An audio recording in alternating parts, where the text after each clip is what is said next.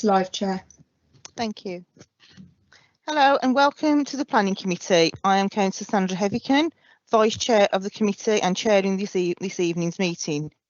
I will shortly ask all members of the committee to introduce themselves and state the ward that they represent. For members of the public who will be addressing the committee this evening, the procedure for determining each application has been published on the Council's Committee Management Information, along with a notice regarding the broadcast and recording of this meeting. Before we start the meeting, there are a few housekeeping rules to explain. Speaking at this meeting remains at my discretion as the Chair, and only those people who have registered in advance to speak will be allowed to do so. All participants must keep their microphones on mute until invited to speak by me.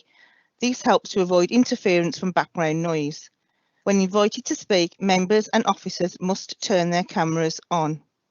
Members of the public addressing the committee may choose to leave their cameras off if they do not want their image recorded. Members and officers must use the raise hand function to indicate that they want to speak. If you do not have this function on your device, please type a Q in the meeting chat. The meeting chat is strictly for members and officers' use only. If at any point the meeting becomes inquorate we experience technical issues, I will adjourn whilst the issues are resolved. Should any member lose connection during the meeting, they will not be allowed to vote on the application under discussion at that time. I will now open the meeting and hand over to Democratic Service Officer to announce apologies for absence under agenda item 1 and ask each committee member to introduce themselves. Thank you, Chair. I have an apology from Councillor Downing and Councillor G. Gill. Councillor Heavykin, can you introduce the ward that you represent, please? Can I give apologies, please, for Mohammed Rauf? Say that again, sorry, Councillor. Apologies for Mohammed Rauf. Yes, noted. Sorry. Councillor Sandra Heavykin, I'm Vice Chair of the Planning Committee and I represent Thivido. Thank you. Councillor Ahmed. Councillor Zahur Ahmed, representing St Paul Ward. Thank you. Councillor Allen. Councillor Pete Allen, representing Great Bridge Ward. Councillor Chidley. Councillor Chidley, representing Prince's End Ward. Councillor Sharon Davis. Sharon Davis, representing Langley Ward. Councillor Dalu. Councillor Dalu, member of the committee representing West Bromwich Central Ward. Thank you. Councillor Pamela Hughes. Councillor Pamela Hughes, representing Wensley South Ward. Thank you. You're a little bit quiet, Councillor. I don't know if you can turn your microphone up a little bit. Can you hear me now? We can hear you. You're just a bit quiet, so you might just need to speak a little bit louder. Okay then. All right. Councillor Hussain. Councillor Mushtaq Hussain, representing Owlbury Ward. Councillor Jones. Councillor Ian Jones, representing Tipton Green Ward. Councillor Mabina. Councillor Teresa Mabina, I'm representing Beckley Ward. Councillor Miller. I'm Kay Miller, Councillor for Heatley Heath Ward. And Councillor Sims. Councillor Karen Sims, representing Friar Park Ward. Thank you, everyone.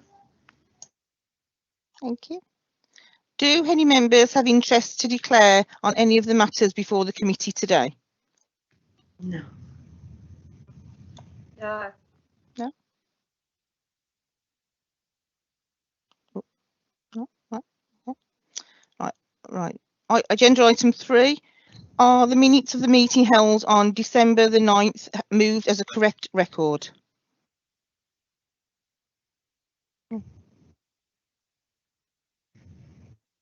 Move it, Chair.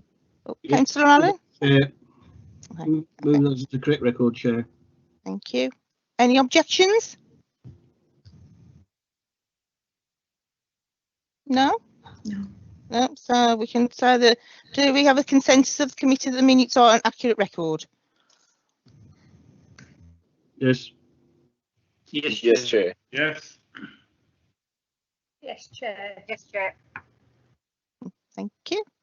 Right, agenda item 4, planning application DC/20/64463, proposed change of use from a single dwelling to a house in multiple occupation, 4 bedrooms, external alterations and parking, 113 Dudley Road, Tipton. Can members please indicate whether they have been lobbied on this application?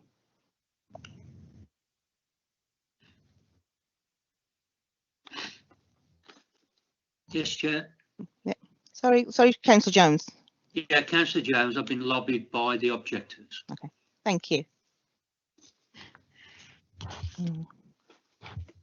No more? No? Right. John, do you have any updates to report, please? Yes, thank you, Chair. Good evening, members. Just a couple of updates, Chair.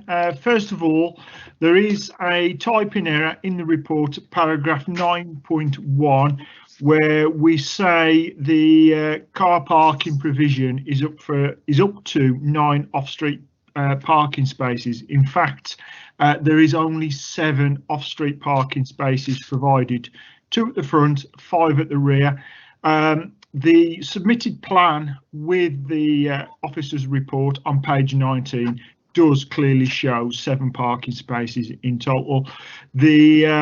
Notwithstanding the fact there is the error in the report, I think it's important just to re-emphasise that the 7 spaces provided does meet the council's off-street parking requirements for this particular use.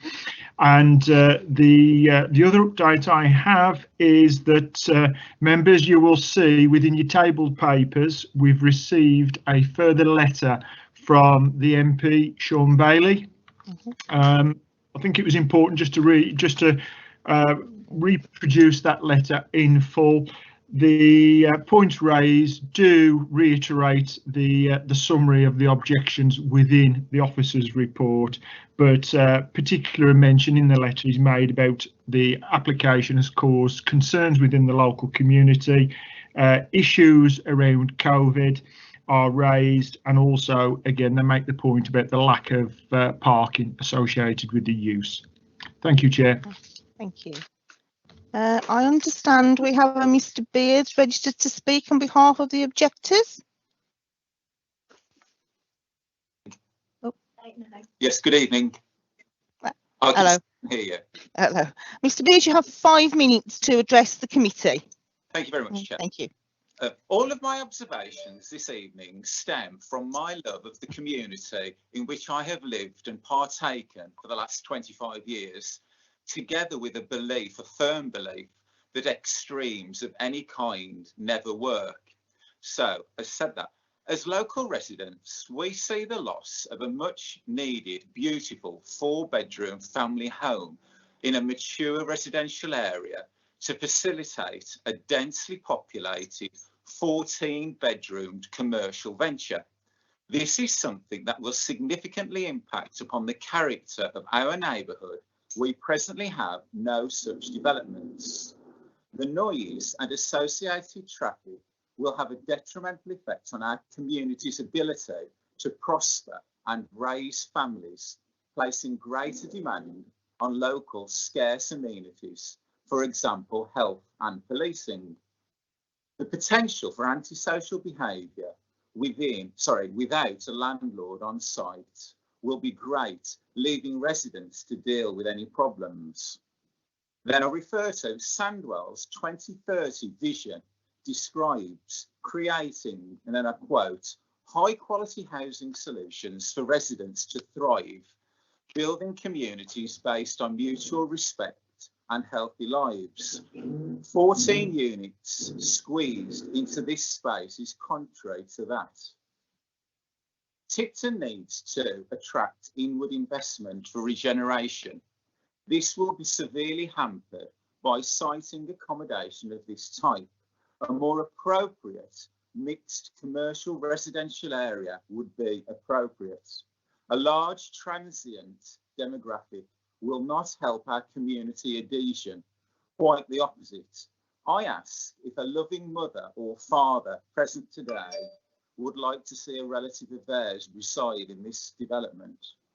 The plans have needed to be amended to create additional parking, thus accepting that traffic noise and pollution from not only tenants but friends, family and advisors will significantly increase. This will be at the expense of mature trees and garden space at a time when we need to protect our environment. Highways have already introduced traffic calming measures following numerous road traffic accidents outside this property. There is a fear for further loss of life due to increased traffic. Residents have queried how presently domestic access rights of way is given to the service road that links the proposed 7-bay rear garden car park. This development would require commercial access right of way with the associated pollution and noise. This is a single track road that will cause severe overcrowding and potential for conflict. I want to just draw your attention now to the houses in multiple occupation and residential property licensing reforms for 2018. In those reforms, section 3.11 details waste disposal and states that all houses of multiple occupancy must provide a storage and waste disposal scheme. A licence holder's failure to comply with the scheme is a breach of the licence and a criminal offence. The applicant gives no details of waste disposal facilities. And then finally, now one paragraph now. Should the planning committee be minded to pass the application, might I request a site visit to allow for further consideration with appropriate bodies led by our newly elected Conservative MP, Sean Bailey, because of this monumental proposal. And then my email to Douglas Eardley of the 19th of January 2021 requested an extended period of consultation because of the constraints surrounding COVID-19. This email requesting that delay remains unanswered, and that's my stated position, I'm afraid. Thank you, Mr. Birds. I also understand that the applicant, Mr. Singh, has made an application to speak tonight. Mr. Singh, are you there? Yes, I am. Hello, Mr. Singh. You two have 5 minutes. Okay, just very quickly. I appreciate what Mr. Beard has said, but as I said, it's mainly for asylum seekers. So I can't see asylum seekers having motor vehicles, you know, straight away. I mean, at the moment, there's I've been told by the company that will be looking after, it'll be a professional company that will be looking after the asylum seekers. I won't be doing it personally myself because I won't be competent in doing so. It is Serco, who have a £1.9 billion contract with the government, right? So they will maintain the property, they will look after the property, and they will do absolute regular visits. The refuse will be at the front of the house, which admittedly, yes, it was missed off the plans, but as you see in the agenda on the the refuse will be handled by Serco. So as I said, it's a professional company going for many years. So the COVID-19 issue, I fully appreciate the COVID-19 issue, but this project will take at least 3 or 4 months to complete with all the relevant associated building regulations and so forth. Hopefully then COVID will be on its way down with all the immunisations going past.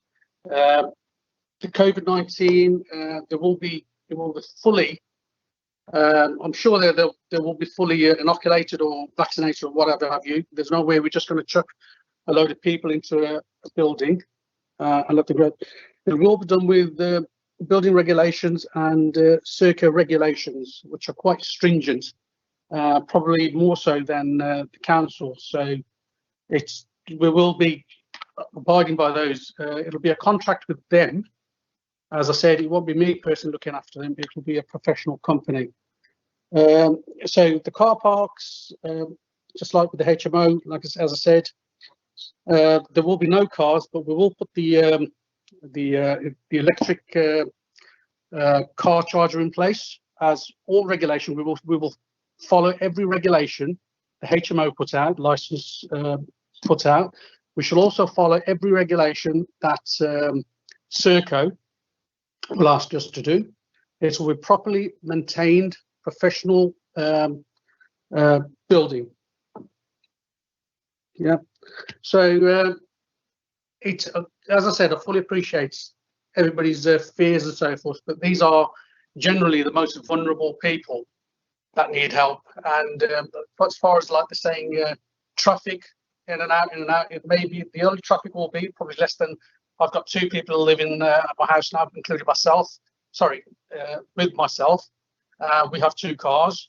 There will probably only be 1 person who comes to make regular visits to make sure everything's okay and so forth. So that's it. Thank you. Thank you, Mr. Singh. John, do you have anybody from Public Health this evening about the COVID issues? Yes, Chair, we have my colleague Andrew Thorpe from Public Health who could talk to us about COVID, and also, if you so wish, we have my colleague Simon Chadwick from Highways as well, if members wish to ask questions about off-street parking provision and also road safety, particularly as the objector raised some of those points in his presentation. Thank you. Okay, John. Yeah. Okay. Andy, do you want to? Okay. Thank you, Chair. Yes. Obviously, this is an issue, I suppose, that would affect many dwellings in Sandwell. Obviously, it's an aspect of affordable housing that unfortunately has got a lot of problems associated with it in terms of COVID infections. The council has had some advice on the website now for some time, and certainly for the licensed properties, information has been passed on to landlords and to people who live there as well. There is no sort of restriction, certainly in terms of forming HMOs and so on, but there are suggestions for what you might call good behaviour in terms of reducing COVID infections on the website there. So, for example, if a space became available in an HMO, then maybe not introduce a new person into that HMO, etc. But of course, the rest of the advice is really about good practice in terms of forming rotas to use kitchen areas if they're shared, bathroom areas if they're shared, obviously, which they usually, well, some bathroom areas are en suite in HMOs, but much of the time they are shared. So it's really the same sort of advice that, and of course, if somebody does develop COVID, the infection, then they are provided with the same sort of advice that people would have if they lived in a multiple sort of occupancy house anyway, a sort of a household, a family, etc., in terms of trying to keep themselves separate and abiding by the other regulations around isolation and taking a test and so on. So whilst it might seem obvious that HMOs could be a target, I suppose, for restricted activity and so on, obviously people have to get on with their lives and have to live somewhere. So it's just a matter of trying to provide to sort of behave in a way that reduces the risk. Licenses for HMOs haven't been suspended at this time. They're still being granted by the local authority and so on. So it's not something that's going to stop in terms of for people being able to access this type of housing. Does that cover everything that you'd like to hear, or would you like some more information? That's fine by me. I don't think members of the Councillor Allen. Yeah, Andy. Looking at the plan for this, there is no. They're all shared facilities. I mean, it is totally impossible to make this COVID friendly, if you like, or unfriendly. It's not going to be safe. And until such time as the government give us instruction on this, I would actually defer this or consider deferment, because we cannot go ahead with this while we're in COVID-19. We have the highest rates in the country at times. We've got the highest rates in the West Midlands most of the time, and it's not going to go away until everybody has been vaccinated, and that's not going to take until September. So I would feel really this is not the time for us to consider these sort of applications. I'm a bit disappointed that we are. It's a shame. I mean, in normal circumstances, maybe the issues we've heard from the Mr. Beard were probably more paramount. But this is crucial. If we bring fill this up with asylum seekers, and they have to share all these facilities, and then go out into the world, then we are going to be bringing this up on ourselves. I'll leave it at that anyway for now. Thank you. Thank you, Councillor Allen. Councillor Jones. Thank you, Chair. Thank you, Chair. I'm there. Again, I'd reiterate what Councillor Allen said. We're looking at draconian measures that are being put in place. Mr. Beard requested a site visit for the planning members to have a look at the facilities and how they would be impact on the local amenities. I'm the ward councillor in that area. I know the area. I know right opposite are elderly people's accommodations and a doctor's surgery and the church. Peter makes a very good point that we have COVID, and if you don't fill out the right paper, you could go to jail for 10 years if you're travelling into the country. One of the issues that we have here is that the transmission of COVID does not know whether this is an HMO or not. And the difficulty we have, and I see John's hand is raised, is that the developer could go to the planning inspectorate to actually then get this passed through the planning inspectorate. I think as a local authority, we need to be respective of the needs of our residents and also the needs to control COVID. We are being told to stop in, don't go out, and to save the NHS. We have a situation here where the applicant said this will be up and running within 3 months. Well, you won't be able to go into a pub in 3 months, but you'll be able to go into an HMO where they'll all mix and share the same facilities. So Peter makes a very, very good point, and I think until we can actually go and see this establishment, I was minded not to vote for it in the first place because of the 14 number, which is phenomenal. I don't know many more HMOs in this borough where we have 14 into a single dwelling. Yes, a commercial building, but not a commercial vent. It's like putting a quart into a pint pot. So I would second Councillor Allen's proposal that we defer this, and if so be it that the planning inspectorate are minded to approve it, then at least members of this committee can say that we've stood up to that for our residents and for those asylum seekers who would have to live in these accommodations. And I also note that it's the minimum standard that we are asking these people to come and live in. And I didn't get much comfort, although Serco do very, very good for our bin services. I also note that Serco has a checkered record on asylum, and £1.8 billion contract doesn't give me much confidence of the management or the running of this facility.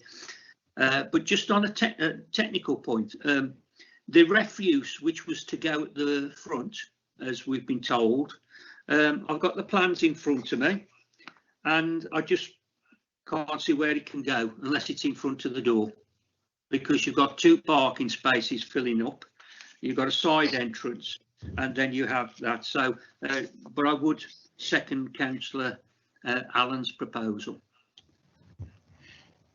Thank you, Councillor Jones. Councillor Chigley?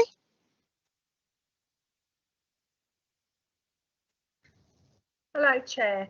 I'll try my camera, but I don't think it's going to work. No. Yeah, I agree with Councillor Allen and Councillor Jones to defer this because of the COVID, the present COVID situation. Just some points really. However, if this was going to go ahead, you've got on the ground floor, you've got 2 bathrooms between, I'm assuming single, they're going to be single people. That's a question to the person. Are they going to be single people? I presume they are. So you've got 4 people to 1 bathroom. Would that be a shower in there? And also on the first floor, you've got 6 bedrooms, 1 bathroom and 1 toilet. Now, with that, you've got 6 strangers sharing 1 bathroom. I don't think that's enough myself. I think there should be another shower. And is that a shower? And also, my other question is you'd need at least 2 bins or 3 bins, 3 recycling and 3 grey bins as well. That's it. Regarding the parking though, I do agree with the developer that with asylum seekers, that I should imagine that, they're not going to be very well off, so they wouldn't be able to afford a car. So I don't think the parking is an issue. Another thing I will pick up on, I don't think asylum seekers can work at the moment, so I don't know how much they get as income, what income streams they get, but it is going into residential area and they're quite large houses, so I don't want to preempt things, but I don't want a case where these people might feel the need that they haven't got enough money and there might be theft in the area. That's just just surmising, but there you have it. Thank you very much, Chair. Thank you, Councillor Chigley. Councillor Dalu?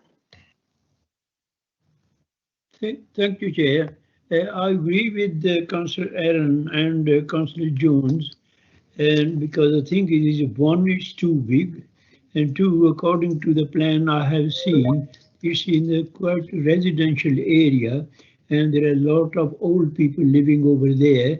So it will, not go toward to having help to those people, because they might be not able to sleep, if there is a lot of noise and all those things. Make sure you can't go there every day to have a look, if there's somebody making noise or sort the complaints out.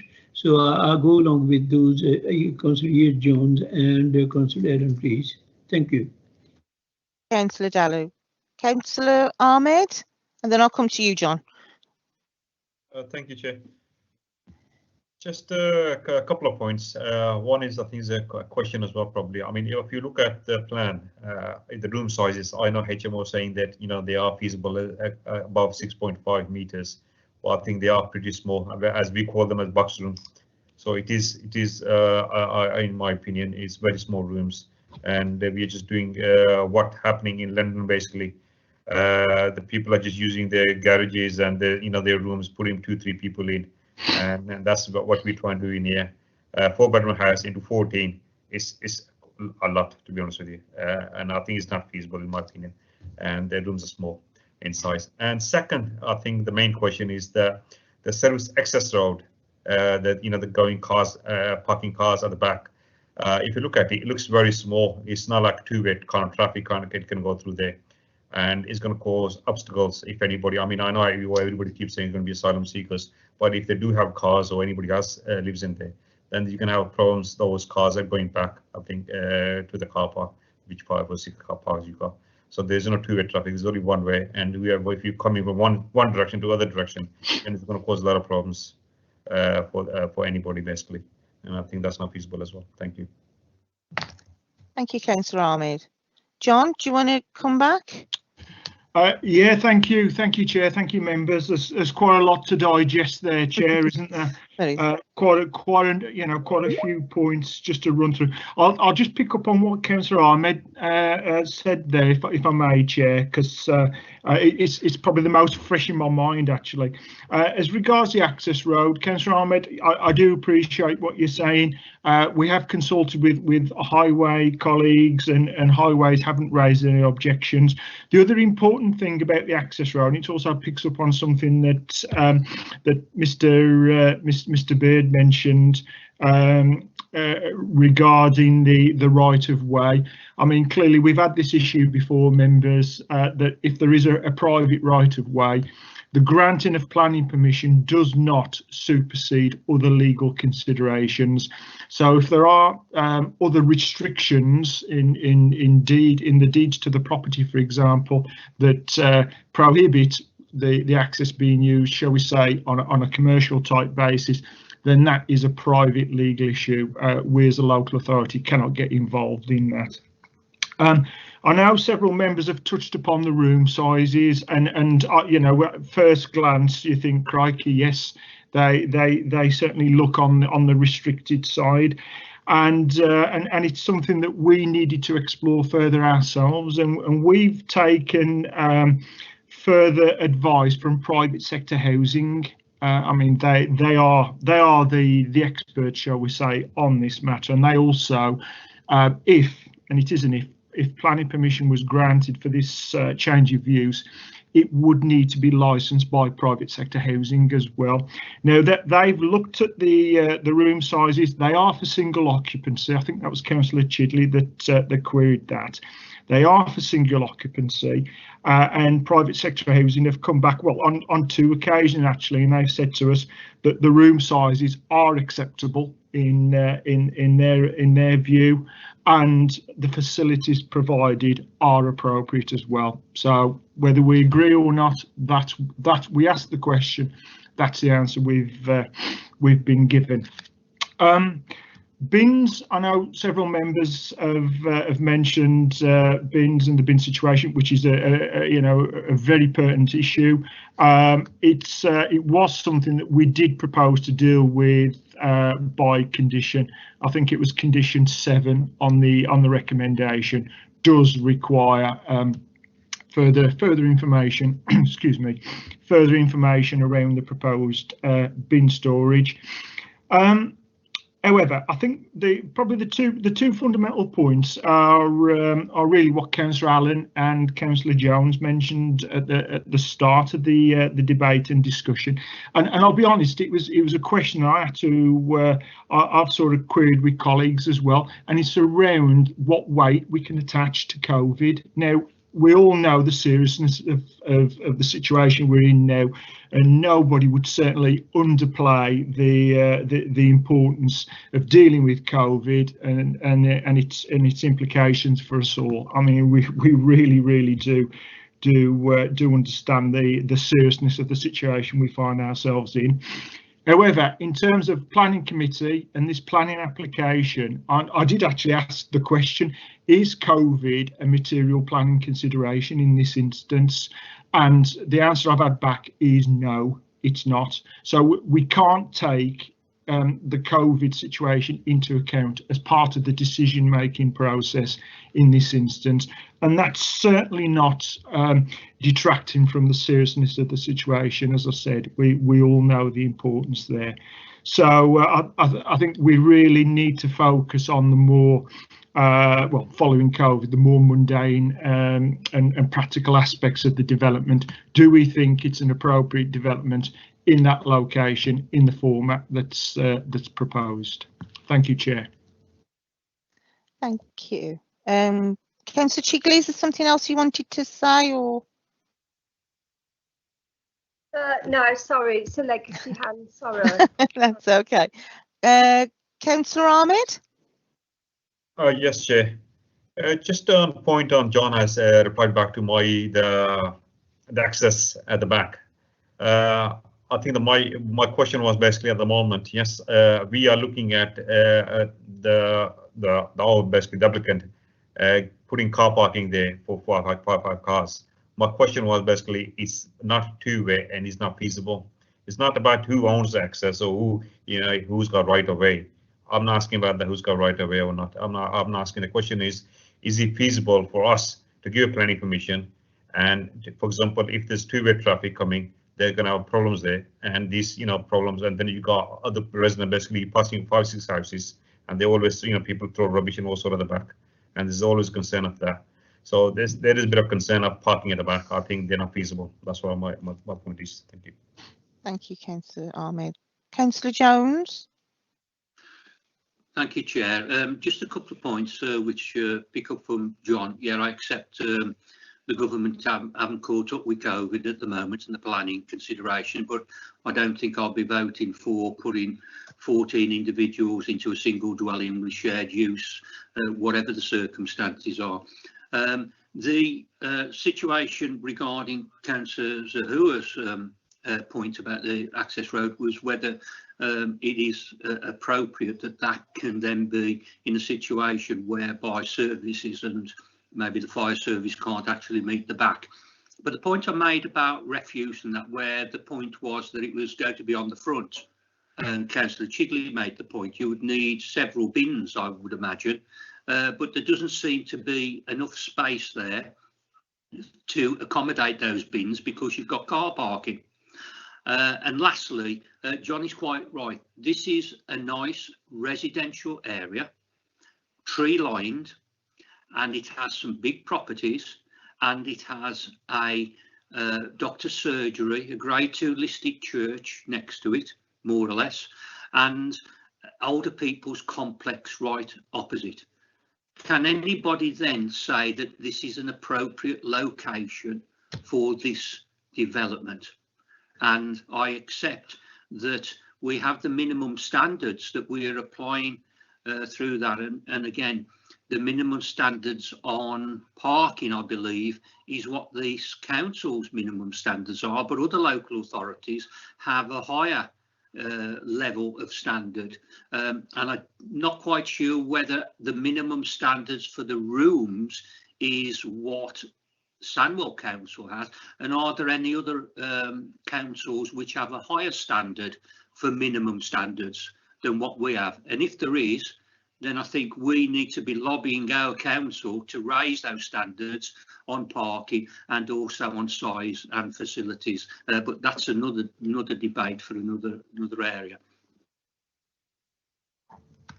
Oh, and lastly, lastly, Mr. Beard's point that we should look at the area on a visit. Now, I know the COVID regulations allow us not to do visits, but is there anything in the regulations that say that we shouldn't defer this until we can actually visit the area to look at the aesthetics of the area, so that the members and that actually understand where I know where it is, and some of the others, but other members wouldn't. So when we're looking at the loss of amenity and how all those things happen, it's probably fair on the developer as well, to the rest of the committee, to be able to see where this lovely building is and the area around it. Thank you, Councillor Jones. Councillor Dalu. Thank you, Chair. 2 points. One is one of the members mentioned that they can't afford the cars. They can always borrow the cars. So nobody can check on them, whether there is a space for them or not. That's 1 point. And 2, can I have a word with ask the question, to the highways, if they are satisfied the question which has been put over before from the members, please. Thank you, Councillor Dalu. John, do you want to come back, or Simon? Yes, we'll thank you, Chair. We'll probably I'll probably have to defer to Simon on part of the points I want to make. I mean, it harks back to Councillor Ahmed's question, and apologies, Councillor Ahmed, because I did say, as part of quite a long-winded answer from myself, that Highways had raised no objections. I mean, Simon's with us, so I'll let Simon elaborate further on that. The points that Councillor Jones has made, and I perfectly understand that. I mean, not only the the government telling us not to undertake site visits.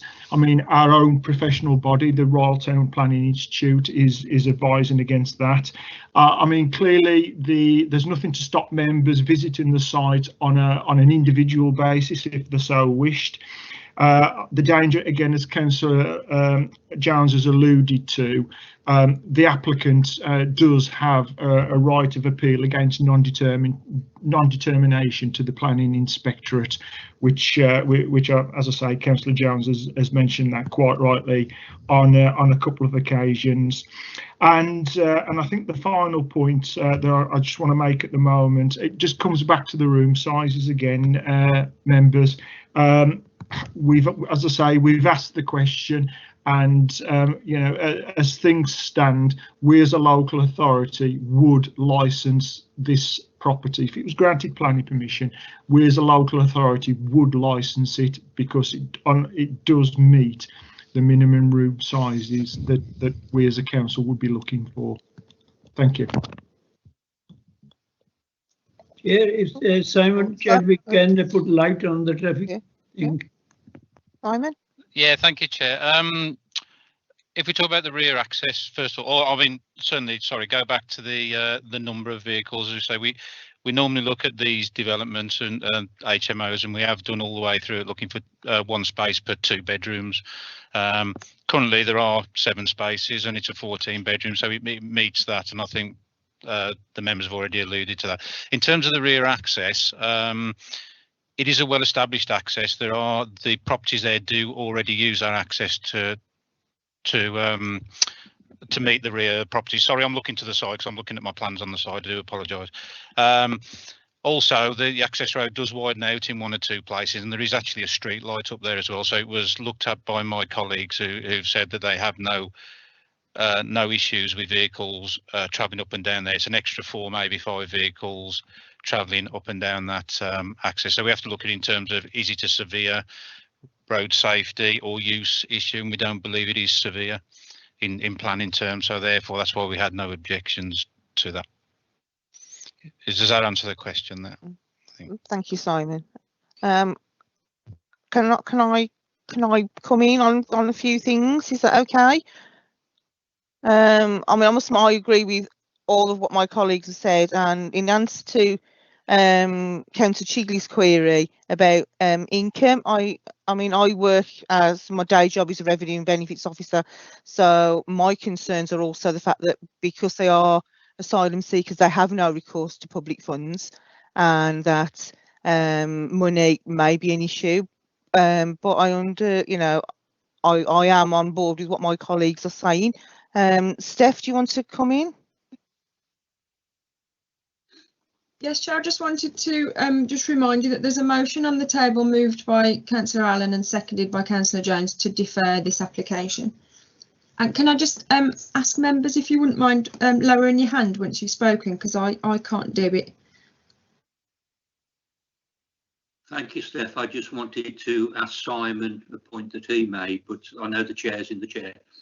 No, it's carry just, on. It's just to address that if people forget to take them down, so that we know who's waiting to speak and who isn't. No, Councillor Jones, carry on. Yep. Yeah. Sorry, Simon. On the plans, it's got parallel parking on the front, and there seems very little space to parallel park and then to actually come off. Knowing this road as I do, it's a very, very busy road, and it would seem that whilst there might be enough to put 2 cars on there, it's not enough for them to safely entrance and exit off. What's your opinion on that? Thank you. Okay, thank you, Councillor. I was say a colleague of mine has looked at this and done some tracking with a car. And originally there were 3 vehicles shown parked on the front. We asked for the one to be removed to make sure there was room to allow cars to enter and leave in a forward gear. It is already an established residential property with that parking in place, so that parking is established and has been being used like that for quite a while. So, but we did ask for one of the parking spaces to be removed, so it allows the extra room for vehicles to enter and leave in a forward gear. Thank you, Simon. Right, like Steph says, we have a proposal for deferral, and we've got a second or so. Can we go to the vote, Steph? Chair, can I just yes, sorry, John. Yeah. Sorry for let me just get my my camera. Sorry for jumping in there, Chair. Okay. I think we just need to be clear, Chair, and I do appreciate what Steph has said is quite correct. But as I say, if the proposal to defer needs to be on material planning grounds. Now, I know at the start of the discussion there was a lot of chat around COVID, and as I say, unfortunately, we can't take COVID into account in this instance. If I may, Chair, if it sort of helps guide members, I mean, clearly we've got a positive recommendation from officers this evening, and clearly there is a lot of concern, shall I say, from your colleagues, from members of the committee. Members, I mean, you know that we can only deal with the application on material planning grounds, and any decision reached, we have to be able to substantiate that decision should there be a challenge, and that challenge usually comes in the form, if we refuse an application, we have to be able to defend that position and defend it robustly at appeal. Now, I know there's a whole range of issues being raised this evening, particularly around highway safety and the actual quality of the accommodation itself. What causes me some slight concern is that both colleagues from highways and private sector housing have told us that whether we like it or not, the accommodation and the parking provision meets the council standards. Now, the point Councillor Jones raised about, well, you know, the council standards appear deficient, you know, is quite right. Perhaps that's something that we need to have a discussion about at a future date. I think it strikes me that it sort of drills down to the fundamental issues of, do we think that this use is appropriate in that location? Is it out of character with the surrounding area? And importantly, will it have an impact on neighbouring residential property, particularly through some of the reasons or some of the concerns that members have raised by way of noise, general disturbance and the comings and goings? So for me, if members wanted to be sort of guided in reaching a decision this evening, and deferment is still a possibility. Of course, it is that is one of the options open to yourselves. I'm just trying to steer members away from looking at issues such as COVID that we can't take into account, as well as issues around the parking and the room sizes, which if the application is refused on that basis, I think may be difficult for us to defend should an appeal come forward. Thank you. Councillor Jones. Yes, thank you, Chair, and thank you, John, for that explanation. Yeah, I understand that the COVID and the deficiency in Sandwell's specifications is drawing us into another quandary of whether we think this is an appropriate location. But I think loss of amenity and also out of character with the area and those other matters on this tree-lined area next to what is a residential area and elderly people would be the grounds that would probably stack up with a refusal. I would ask that if that is the case and members are so wished, and I know Councillor Allen has also reiterated some of those points, that those points could be put into form that members could then be asked whether they think that this planning application should be approved or rejected tonight, basically. Well, thank you, Councillor Jones. Councillor.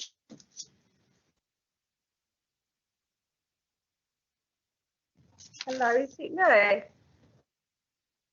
So I've lost you. Oh, you're on mute. Oh, sorry. Yes, sorry. Yeah. Yes, Councillor Chigley, it is you. Sorry, my fault. I heard you say councillor, and that was it.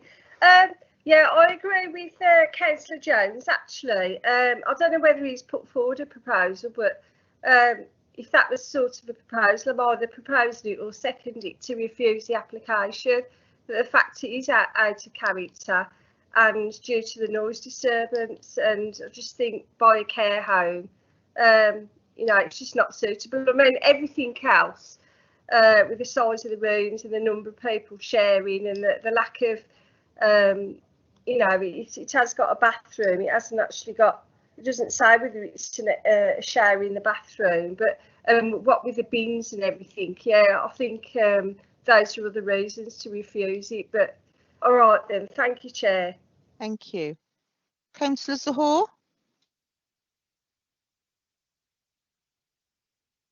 Thank you, Chair.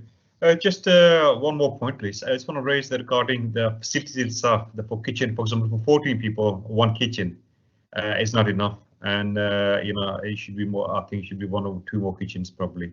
And facilities, as I said before, it's not enough for 14 people, and the bathroom, and the kitchens. And I think that can be, you know, something we can look into that as well.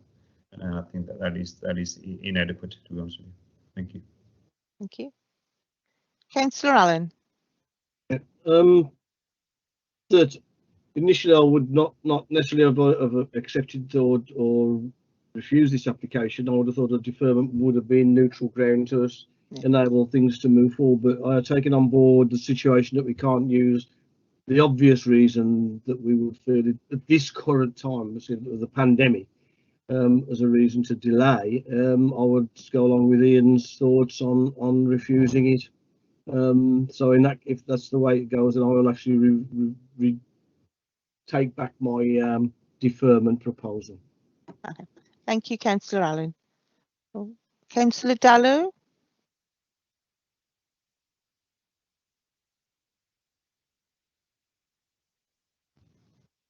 Can you hear me? Can you hear me now? Yes, I can. Yeah, I go along with Councillor Ian Jones for the deferment, please. Thank you. Steph? And he has given, yeah? Yep, thank you. Sorry, Chair, I was just going to ask Councillor Allen if he was withdrawing his motion to defer, and if Councillor Jones has indicated that he would be in favour of a motion to refuse. Councillor Jones, can I just clarify, were you actually moving refusal? Yes, yes, I'm moving refusal with John's help on the grounds of refusal, which is losses of amenity and the other things that John actually identified that were probably legitimate reasons, other than we're in a world pandemic and everybody's dropping down like flies. So, but I understand that can't be a reason, although it should be. But if I will make that as a recommendation that we refuse the application based on the loss of amenity and detraction from the local area of some of the things that John actually identified as well. And if John can roll those into a refusal and put it to the meeting, I'll propose that and hope there's a seconder. Thank you, Councillor Jones. Chair, just to clarify then, the motion to defer has now been withdrawn, so we have a motion to refuse that's been moved and seconded. We just need to be very clear about the reasons. Is someone sharing their screen? Somebody's playing about with. Not me, is it? Not me.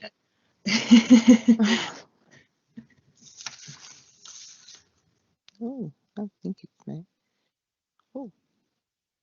Can I just advise everyone that if you do change the effects of the meeting, everybody can see it? I haven't. Oh, not that I know of. No. Chair, I think you need to put that X next to, you know, next to your mic. Not next one, next further down. Further down your right hand side. No, on your mic, where the mic is. Yeah. Oh, is that better? Yeah. Thank you. So, do you want to bring John in just to summarise the sort of the wording for the reasons for refusal before we vote on it? Yeah. John. Yeah, thank you, Chair. Thank you, Steph. Just a couple of points, Chair, before I try and recap. Again, Councillor Ahmed made the points about room sizes and facilities. Councillor Ahmed, I know you've asked us or mentioned it needs looking into. We did ask the question. We asked the question on more than one occasion, and the answer was it meets the current standards. So I can say no more about that, really.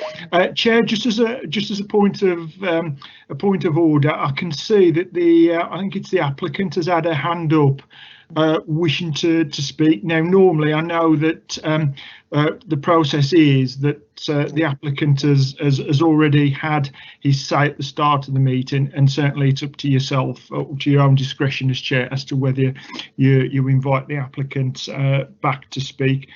I mean, members, clearly it's a difficult position for ourselves as officers, because it is a recommendation for approval at the moment. But to sort of recap, I think the general discussion, and to try and tie it into planning related reasons, material planning reasons for refusal, at Councillor Jones's and Councillor Allen's request, I would probably summarise the feeling of committee in terms of the application, that the view is it's out of character with the surrounding area, and there's concern that it will have an adverse impact on neighbouring residential property by reason of noise, disturbance and general comings and goings. I think that is my summary of the discussion and the debate, I think. Thank you. Thank you. Councillor Allen? Yeah, I'd agree with that, but if knowing the area well, literally sort of 5 houses away is a very big and very busy elderly person's home, care home, Matthias House. And again, that when we talk of the impact on the local area, that is a key one. That facility is there now and needs protecting as well. Thank you. Thank you. Mr. Singh, would you like to say a few words? Thank you very much for the opportunity to speak again. Just very quickly, and I appreciate Councillor John B said. As I said, all the rooms are exceeding the sizes set out by the council. Also, Councillor Zahu, he said there was one kitchen. There is 2 kitchens, one downstairs and one upstairs. As far as the COVID-19, it will be 100% compliant. I've actually got a sister in hospital at the moment with an underlying condition of pneumonia, so I'm fully 100% aware of COVID-19. My parents are being shielded at the moment, and I haven't seen them in about a year. Not physically touched them in a year, hugged them or anything. 100% fully observant of COVID. As far as the visits, I mean, you're quite welcome to come and have a look at the property singularly, obviously abiding by the COVID compliance, so to speak. But you'll see the amount of space at the front of the property. I've actually had a work van parked there, plus 2 cars on the drive. There's ample room for parking. So basically, I'd like to know what is an appropriate accommodation for asylum seekers. You know, everybody's saying like it's not relevant, it's not good for the area. There's one thing I strongly disagree with, that asylum seekers will be thieving or stealing. You know, I think they'll be appreciative of coming into a good accommodation. We have seen a couple of HMOs that asylum seekers have, and I was quite surprised, excuse me, actually how bad they were. I will be a responsible landlord, and I want to provide housing, I mean, this isn't the only project I will be doing. I'll be providing other housing, not just for asylum seekers, for other social housing, which will be in excess of standards, always in excess of standards. Okay, the sea kitchens. Okay, there's actually apparently 2,000 asylum seekers in hotel rooms at the moment. That's actual what we were told by Serco. 2,000 rooms in the UK, hotel rooms being used. As far the garden is absolutely huge. It is really massive. The garden, the car park in the garden, 4 cars or 5 cars, whatever it is, it's minimal amount that will be used. I can't see all the asylum seekers hanging around at the front of the house when they will have full use of the garden. And when I say it's a big garden, you can look on the plans. It's probably one of the biggest gardens on the whole street. Do you know what I mean? I do not want to put anybody out in the sense, you know, like, oh my gosh, there's asylum seekers coming. I just need to understand these are vulnerable people, you know, and it's I can, you know, I've had 4 kids living in the house. Nobody's ever complained noise or anything. As far as pulling off the drive, I've reversed out the drive in my van. You know, I've had other people crashing. Other people have crashed on the road, but nothing to do with the residents as such. You know, and it all totally meets current standards and exceeds them. So I'd just like to put that out there. Thank you very much. Thank you, Mr. Singh. John? Yes, thank you, Chair. Just one very quick point. It's just in response to the points the applicant just made there. The officer's report is clear that we consulted West Midlands Police, and West Midlands Police raised no objections to the application. I just wanted to make that clear that the report actually reiterates the point that there's no police objections to the proposal. Thank you, Chair. Thank you, John. Steph, do we need to now go for a vote? As it's been, we've had a second, well, a first and a second for refusal. Yes, there's a motion on the table to refuse on the grounds of adverse impact on neighbours by means of noise, general disturbance and increased comings and goings, and the fact that it is of the opinion that it's out of character with the surrounding area. So I'll take the vote, Chair, if everyone's ready. Yeah. Starting with yourself, Chair, are you voting for, against or abstaining? For. Councillor Ahmed, for, against or abstain? For. Councillor Allen? For. Councillor Chidley? I think you seconded the motion, didn't you? Seconded, yeah. Yeah. Councillor Davis? For. Councillor Dalu? For. Councillor Pamela Hughes? Abstain. Thank you. Councillor Hussain? For. Councillor Jones, you moved the motion. Councillor Mabina? For. Councillor Miller? For. And Councillor Sims? For. So that's carried, Chair. The application is refused. Okay, thank you. Mr. Hussain, that application has actually been refused. Okay, right. Agenda item 5. Planning application DC/20/64598. Proposed mixed-use development comprising of 3 retail units at ground floor and 6 residential apartments at first and second floors. Previously a withdrawn application DC/19/63522. Land adjacent to 63 Leebrook Road, Wednesbury. Can members indicate if they've been lobbied on this application, please? Yes, Chair. Yes, Chair, by supporters of the application. Thank you. John, do you have any updates, please? Right, thank you, Chair. No updates. I understand Councillor Alwyn Jones has registered to speak on this application. Councillor Alwyn Jones, do you want to speak? Yes, please. Yeah. Thanks for letting me speak.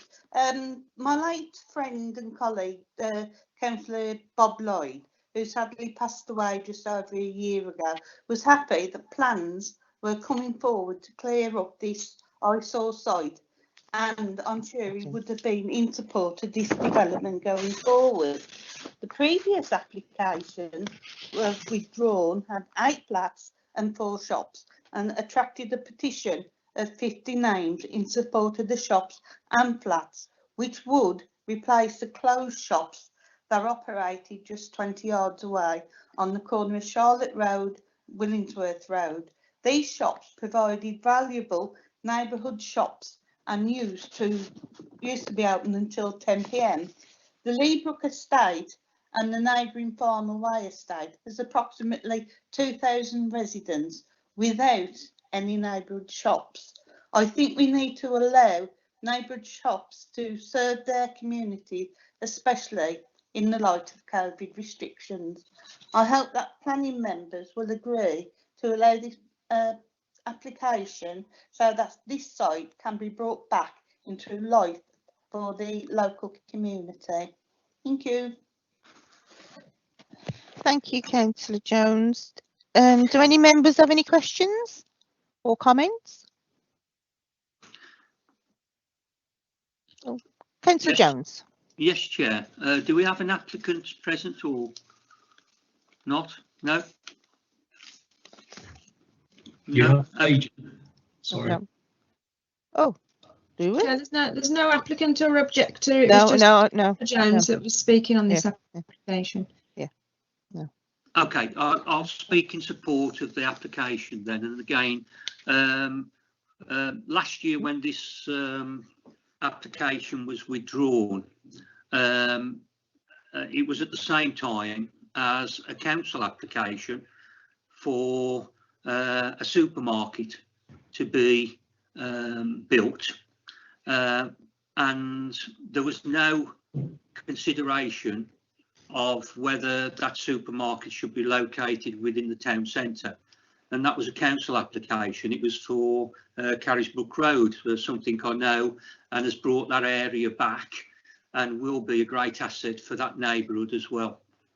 There is other applications which again haven't attracted this policy decision, which I'm at a loss to understand how we're expecting local areas and developers to actually then purchase or rent shops in town centres when town centres are dying. And the dichotomy we have is whether the new shops going into a town centre would then regenerate it or not. In this situation, we've got a development that will bring back what has been a grot spot on a corner of the road, and I note that the Google view is there. On the opposite corner are a nice block of flats, which is great.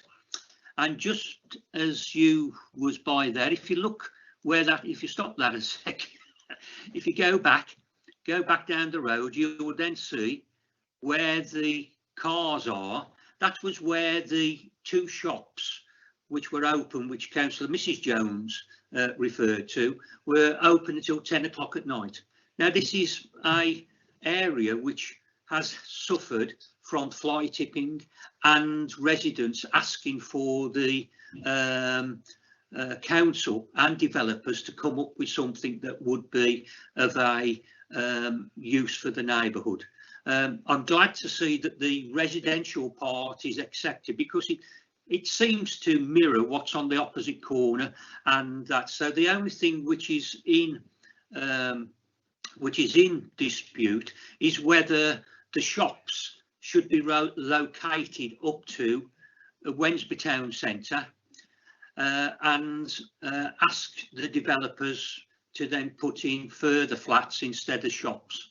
Now, this development will probably cost, I don't know, £750,000 of private money coming into this area, and we have to trust the developers are then making the case for the shops. If they're not, then the shops will be converted into flats, I have no doubt.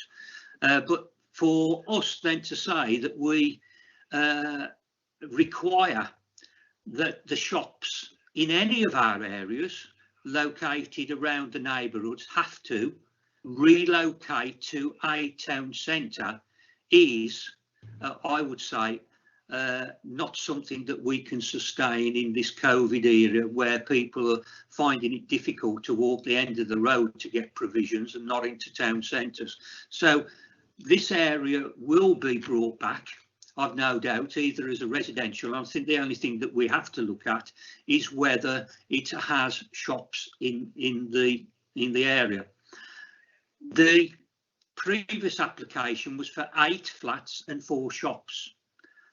I imagine that the developer has worked with the planners to actually then scale that down to give it more of a car park, and the car parks at the back, so that we've solved that problem what previously was had.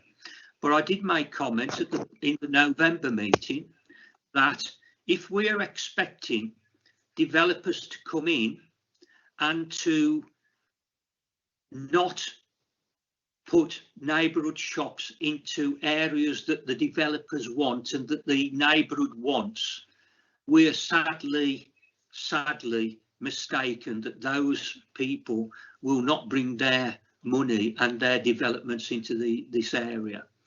So the problem about whether there's access at the back and that, I believe those are things that can be sorted out if necessary. The problem about whether it's 8 o'clock or 10 o'clock, I think there's already precedence that the 2 shops what were present there were already open until 10 o'clock. But I do know from the previous application there was one highways objection which had been removed. And the farcical situation of that was that a development of hundreds of thousands of pounds was going to be refused because weekend fishermen would be parking their cars around this area. I'm glad that we haven't got that situation as it is at the moment, but I would, you know, hope that officers can answer some of those questions. Has the developer been working with you about scaling down? Have they complied with everything that you've asked for, including not putting doors at the back, which seems to be one of the anomalies, but the other about relocating things to the town centre when our own planning applications we do not insist on that is double standards by any means. I do have a list of other applications that around the borough that we've agreed more recently over the last 12 months which didn't require this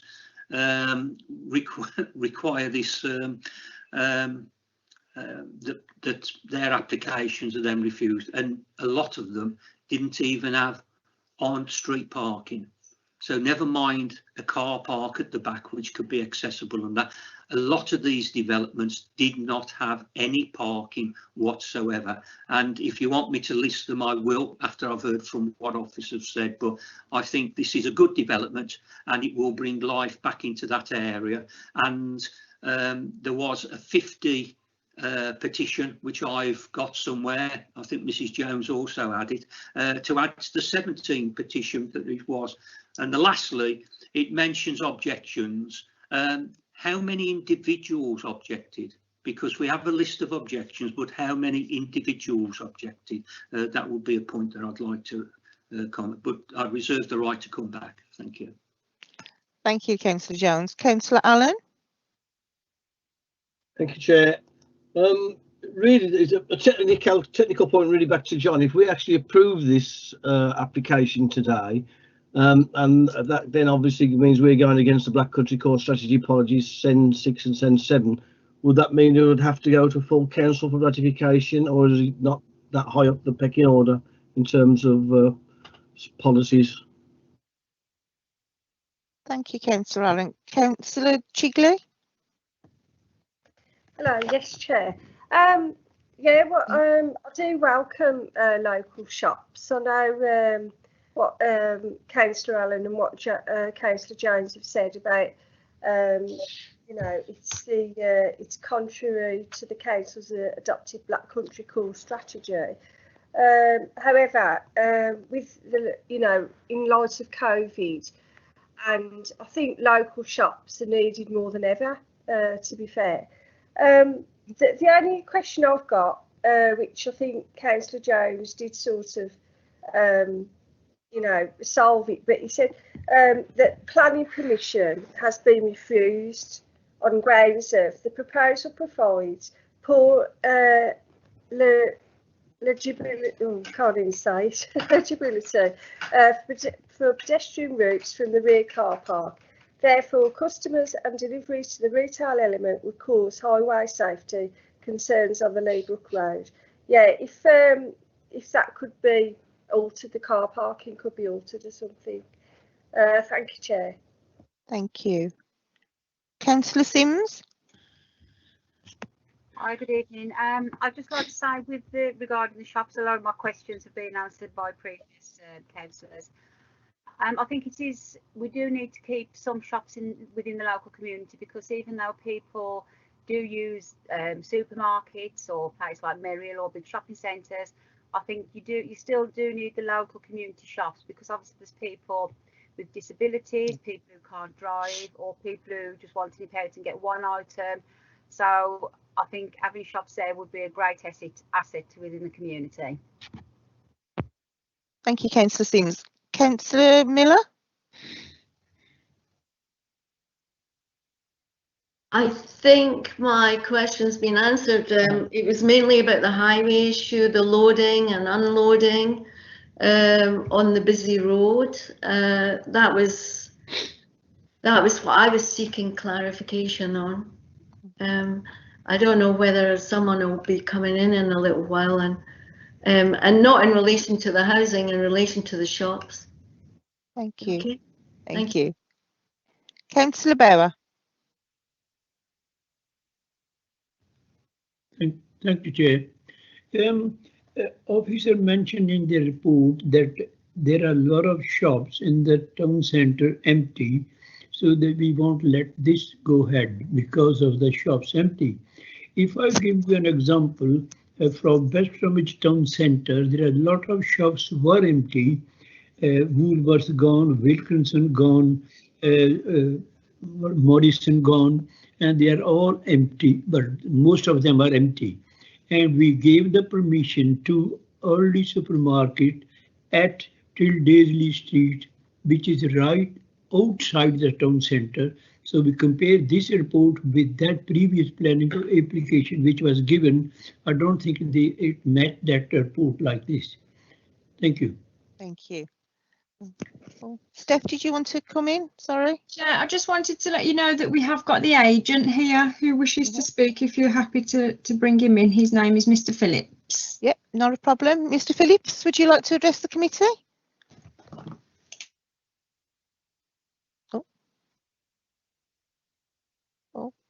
Mr. Phillips, you're on mute, Mr. Phillips. Can you hear me now? Yes, thank you. Thank you. Go ahead. Thank you, Chair. Thank you, councillors. Yes, so just following on from the councillors' initial response, obviously our client wants to create a sustainable development. We've worked with planning officers, originally Christine Phillips, and with Mr. Stevens, the new planning officer, over the last year. So this application should have been presented to committee back in February 2020.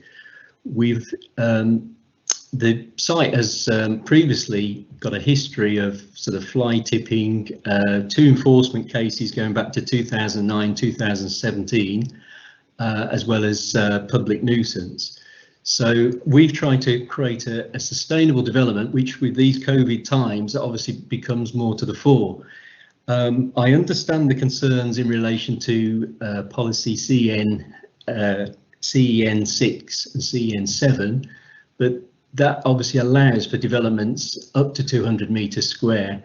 Our 3 small retail units are only collectively 110. They're very small units. They're almost the size of a room each.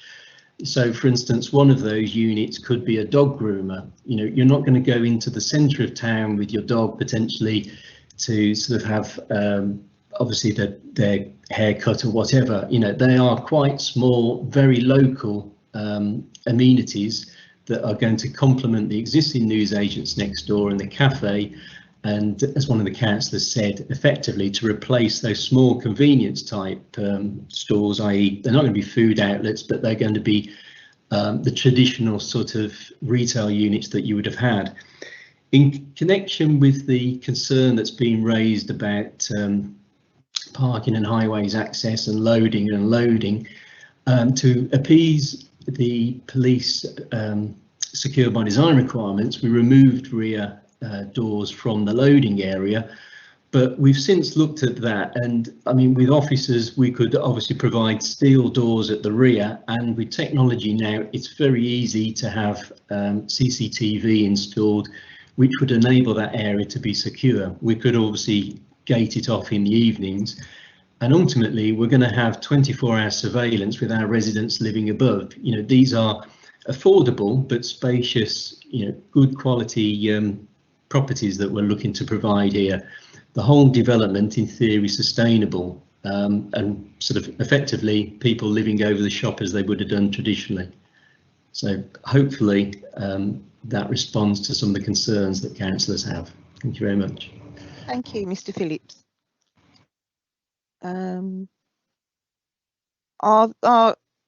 Sorry.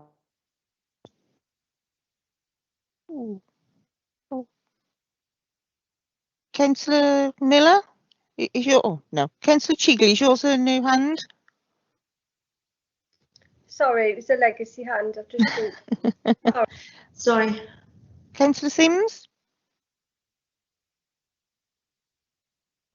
Sorry. John, do you want to come back? Yes, just bear with me, Chair. Sorry, I'm just looking through. I'm just trying to digest policies as we as the debate and discussion unfolds. I think the starting point with this, I mean, clearly there's been lots of very valid points raised, and I think Councillor Alwyn-Jones summed it up at the start. Really, it is an eyesore site. It does occupy a prominent corner on a busy main road through the borough. I think we're all fairly well aware of the site, and we would love to get the right development on this site. The starting point with this, with any planning planning application decision, government guidance tells us that your starting point has to be the development plan. Right, Samwell's development plan, and several members and the agent referred to various policies, and within the development plan, we have policy CEN 7, controlling out of centre development, and that's that policy says, I'll read the relevant part. It says there is a clear presumption in favour of focusing development in centres. Okay, it says proposals for out of centre development will have to demonstrate that the development cannot be provided in centre. So the question was asked of the applicant, you know, why can't this development go in Wednesbury Town Centre? And there might well be, you know, perfectly valid reasons as to why it can't. Following on from that, we also have that links into this. We also have another policy, CEN 6, which relates to meeting local needs for shopping and services. And again, you know, that policy allows an applicant to sort of set the case, set the scene, to justify why the shops, the proposed shops in this location, which is outer centre, are wanted, are needed, and are justified. Now, the question has been asked of the applicant, as I understand it, and we've not had that piece of evidence, and I think that's the stumbling block. The question was asked, what is the justification, and we've not had that evidence. So that's the first part of that. I'm not saying it can't be done. We're not saying that these shops can't sit on this site. It's just the policy and the government guidance says that the applicant needs to do a little bit more work in demonstrating the need for the shops in this location. And the other issue well, the other reason for refusal was around highways and the car park. Now, again, I don't think that is particularly one that's insurmountable. I think at the moment the car park is at the rear of the site, and it's kind of detached from the main entrance to the shops. Now, I know the applicant did endeavour to put some rear doorways into the shop, but they were removed at the request of the police. Actually, the police felt it was a security risk, shall we say. But I'm sure there's ways and means. Could we look to create footpath links, for example, or try and reconfigure, or through the use of CCTV, or just tweaking the design? Could we try and improve those links to the car parks at the back? Because if the car parking is poorly related to the main entrance to any building, then the chances of it being used are less likely, aren't they? I think that's it for the moment, Chair. Thank you. Thank you. Councillor Ian Jones. Thank you, Chair. I think Councillor Pete Allen's question, would this need go back to full committee? I don't think it would, but that's my opinion.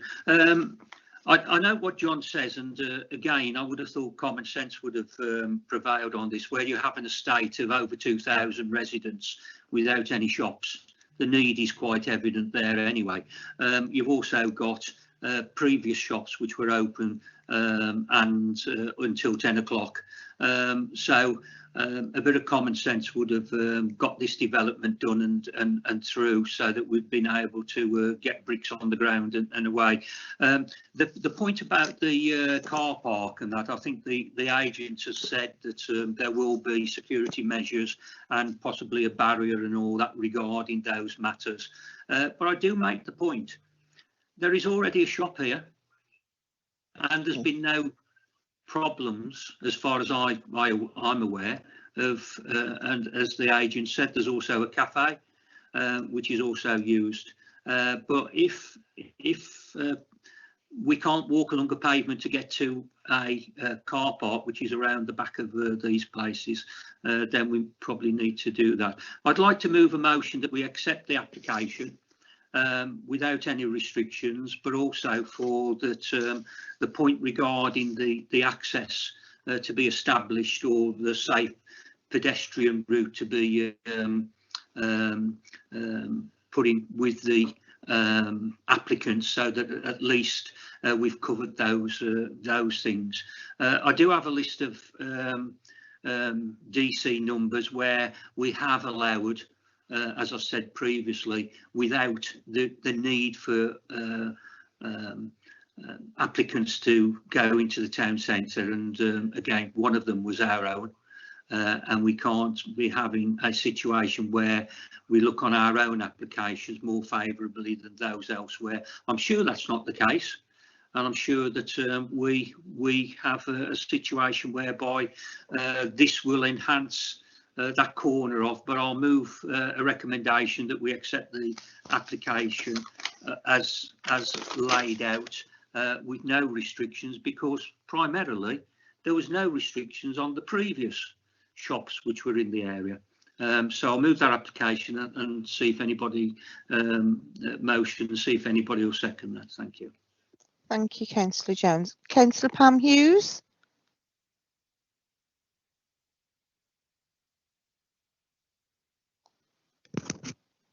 Councillor Hughes? Yeah, Can you hear me now? yes, I can. Yes, thank you. Right. I'd like to propose that it's deferred for applicant to bring back information that John Baker asked for, that he requires. Okay, thank you. Thank you. Councillor Chigley? Yeah, I'd like to second the motion, what Councillor Jones has said. Thank you. Thank you. John, do you want to come back? And then... Yes, thank you, Chair. I mean, clearly you've got two motions put before committee. I'm sure Steph can advise accordingly as to. Chair, there's only, sorry to interrupt you, John. There's only one that's been seconded, so we've just got one at the moment. Sorry, yeah. As soon as I said that, Steph, yes, there's only with a seconded. Let's have the motion seconded. Chair, just as a point of clarity, and well, coming back to the point Councillor Jones made, yes, we do approve out of town shopping, and policies are applied consistently, whether it's council or private. In fact, at last full council 2 weeks ago, we had the Tyres R Us site before committee. Because one of the reasons was not only was the site allocated for a different use, but because it was out of centre as well. But the applicant demonstrated a sequential test that it needed to be on that particular site. But notwithstanding that, what I would say, just as a sort of note of process, really, if members were minded to approve this application, what I would suggest is, could it be deferred to officers in consultation with yourself and Councillor Downing, Chair and Vice Chair, because there would be a range of conditions that we as officers would put on any development as a matter of course, and it'd be the sort of usual things around, approving materials, having the car park laid out and retained, external lighting, looking at restricting some of the uses so they don't cause any disturbance to some of the neighbouring residential properties. So I just wanted to emphasise that note of caution that we would look to sort of bring it. Well, we could either bring it back to full committee, or as we've done in the past, officers in consultation with, as I say, with yourself, Chair, and Councillor Downing, and approve it that way. Thank you. Thank you. Councillor Allen?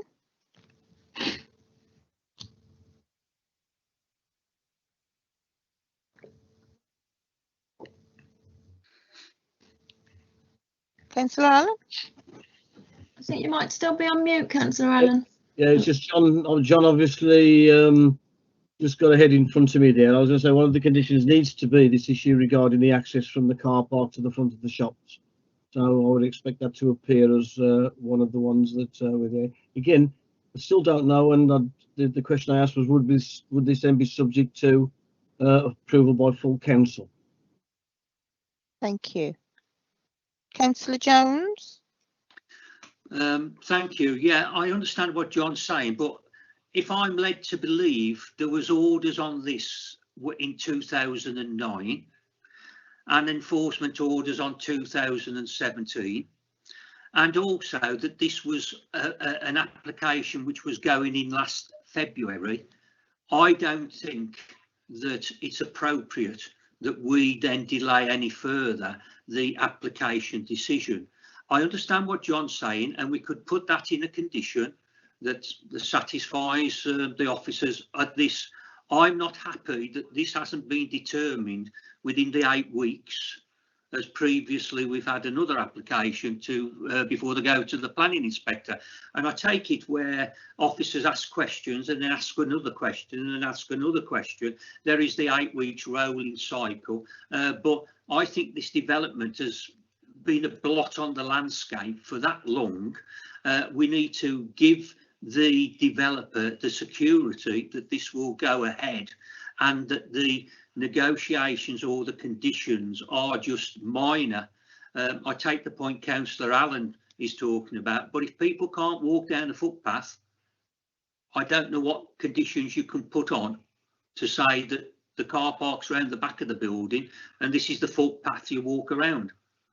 I don't know what other conditions you can actually put on. So again, whilst John's trying to be helpful, and I don't think it's helpful for us to delay a decision on approval with the necessary conditions that could be put into that approval today. Thank you, Councillor Jones. Councillor Miller? I quite agree with, in kind of contrast to Councillor Jones, I kind of agree with what John is putting forward to sort things out before, as a condition of approval. I don't know quite how you would word that, but I feel that what John was saying about the officers having to tighten things up a bit, I think that would be useful. So are you seconding Councillor Hughes's deferral? I guess I am, if that's what it includes. Yes. Thank you. Thank you. Thank you. Councillor Allen?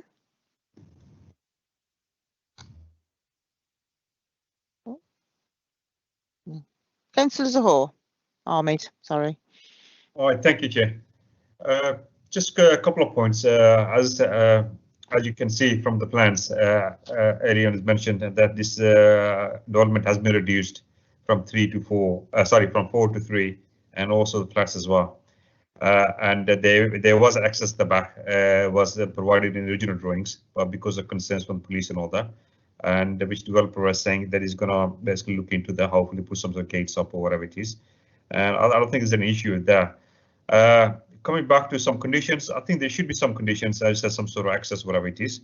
But at the same time, as Ian Jones has said, that it has been going on for a very long term, and it needs to be sorted out as soon as possible. So I would second Ian Jones's proposal, I would say. And if you can go back to Ian, actually, you can ask him the question. If you can some sort of approvals subject to 1 or 2 conditions regarding access or materials, whatever it is we need to at this present moment.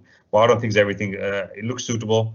Looks very nice in the corner plot. The timing of it, the biggest issue normally happens with the planning. I think it is for shops or anything. It is that it was ready, timing was already there at the 10 o'clock other shops, previous shops, and I think everything's already there. So I just want to second Jones's the proposal, I think, for approval. Thank you, Councillor Ahmed. John? Yes, thank you again, Chair. It's just a point of clarification, really. I'm just slightly confused, and I'm sure members can elaborate further. I think Councillor Jones is pushing for a straight approval this evening, and that does cause me some nervousness, because as some of your other colleagues has already mentioned, we do need to give proper consideration to conditions. I mean, they're fairly standard conditions that spring to mind. As I say, materials, lighting, the laying out of the car park, retaining car park, maybe even looking at restricting some of the uses or potential uses that could occupy the units. Now, it wouldn't be a question of officers sitting on this any undue length of time. Far from it. The usual process in these situations has been, members by all means approve the application, but what we've done in the past, as I've said, is that it's then delegated to officers to discuss with chair and vice chair. Now, we could do that within the next 2 or 3 working days. We could draft up the conditions as we feel are appropriate, in this instance, and we'd even be happy to share them with the applicant as well, the applicant and the agent, so that there's no surprises there. And then we could come back to yourself and Councillor Downing within, you know, the next 2 or 3 working days, and seek, you know, your ratification of that decision. Thank you. Thank you. Councillor Jones. Yeah, John, the normal things which you're talking about, lighting and all of that, I haven't got a problem of those things being dealt with. The issue I have is that the planning department have had this for a long time, and those conditions could have been put in place on this committee report. We're now left with a situation where if we don't approve it tonight, it will then be by de facto deferred while the officers and that come to a conclusion on whether they want agreement on certain matters. You mentioned about the hours of opening. That's a material thing which I think has been demonstrated, that the shop's been open there until 10 o'clock at night, and this is a consideration that I think we can put into the decision tonight. Yes, leave the lighting, yes, leave the, you know, the way through, but the issues about the fundamentals of this planning application, this has gone on for too long. It's gone on since last year and probably the year before that, and we need to make sure that we've got a decision so that it gives comfort to the developer that yes, we've agreed all of these things, and yes, we need to tweak it with a bit of lighting and a bit of security measures, and we've already seen that.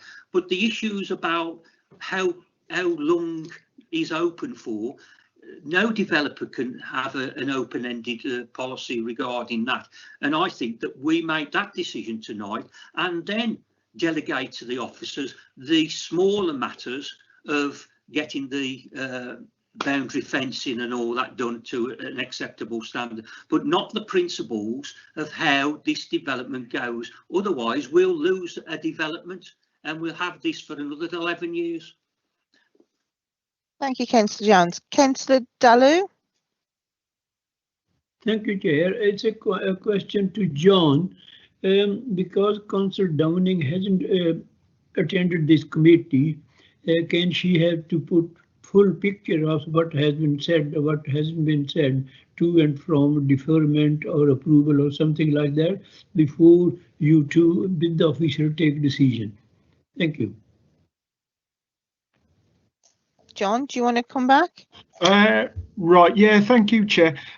Councillor Dalu, I don't know how unwell, if you like, Councillor Downing is. I'll just reiterate in what we've done in the past when we've been in this situation, fortunately a rare situation where officers have recommended refusal, but members, as is their prerogative, have been happy to approve a scheme. Given that it kind of catches us on the hop a little bit, because our recommendation is one of refusal, it catches us on the hop a little bit in that we would not have given, for good reason, we would not have given consideration to the conditions and the restrictions that we would put on the scheme if our recommendation, if members had took a different course to our recommendation. So that's why what we'd normally do here is ask for, yes, yourselves approved in principle along the lines that Councillor Jones just alluded to. You approved in principle, and then officers in conjunction with the chair, the vice chair, and as I say, we'll make the offer to the applicant as well, that we can iron out the details, and we're certainly not going to sit on our hands and let this drag on any longer. But as I say, we're talking a few working days just to sort of consider, give all consideration, all factors due consideration. At the end of the day, this is going to be a substantial development, which in principle we do all welcome. As I say, it is a long-standing vacant site, a prominent vacant site. We welcome the principle of development on the site, but it's going to be there for a few years, isn't it? And we all want to ensure that it's going to look right and it's going to work right, that it's not going to cause any knock-on issues for the adjoining residents, and it's going to be a good scheme for the applicant who's investing a lot of money in this. So I think that's why it's important for us to nail down these conditions, and we'll we can work to achieve that as quickly as possible, and then ultimately get sign off using chair and vice chair's approval. Thank you. Thank you, John. Councillor Dallow. Thank you, Chair. Just for the members' information, Councillor Downing attended the training this morning. I don't know how felt she bad after that, or I don't know. She was on the training this morning. Thank you. Councillor Jones. Oh, sorry, Steph. First of all, there's quite a number of hands up, so can I just ask that if someone's left their hand up having already spoken, that they lower their hand. Okay. First of all, Councillor Dallow is correct that as Councillor Downing is not here at the meeting, she can't have any involvement in any discussion on this application outside of it. And lastly, there is a motion on the table to approve this application without any restrictions. This is Councillor Jones moved this without any restrictions apart from access, which Councillor Chidley has seconded. I just want to go back to Councillor Jones because he's indicated that he would be happy for officers to agree some sort of standard conditions that would normally apply to an application like this. So I just want to see if Councillor Jones is happy for that. So if the committee was minded to approve the application, the decision on any conditions, if you didn't add any conditions this evening, the decision on any conditions would be delegated to officers. It will be the officer's decision in consultation with the vice chair. Okay. Councillor Jones? Yeah, thank you. I think what my point is that there's certain conditions which the officers are considering and have put in their report, which I don't accept. The opening hours, I do not accept. The other decisions, conditions which are lighting and that, then those are just standard. But the material matter for any developer is to know how long your shops are going to be open for, and that could be a matter. So I'm happy to have an approval tonight with the condition that it will be open till 10 o'clock, and that the officers then go away and have a look at the other matters regarding how the lighting and those other considerations would be dealt with. But some of the what I'm hearing tonight is to delegate everything back to officers, when I understand what John says, we've been caught on the hop. No, we haven't. We've had this for 12 months. We've had officers discussing with the developer for the last how many months, I don't know. So it shouldn't have come as a surprise that if we've got 2,000 people in an area who need local shops, that shops are needed. So the motion would be to accept the application with the hours of opening as put down up until 10 o'clock, and that the other matters, boundary fencing and lighting, and that be delegated to the officers with respect to those negotiations. But in principle, that the application is agreed with that proviso, and a restricted proviso that the officers deal with some of the lower scale material matters and not the fundamental principles of the application.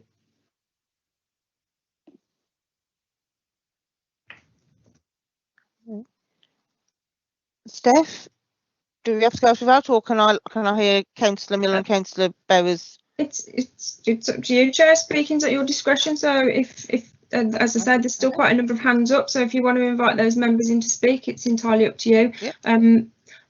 I'm not seeing all of the hands sometimes, so I don't know if other people have got their hands up that I can't see.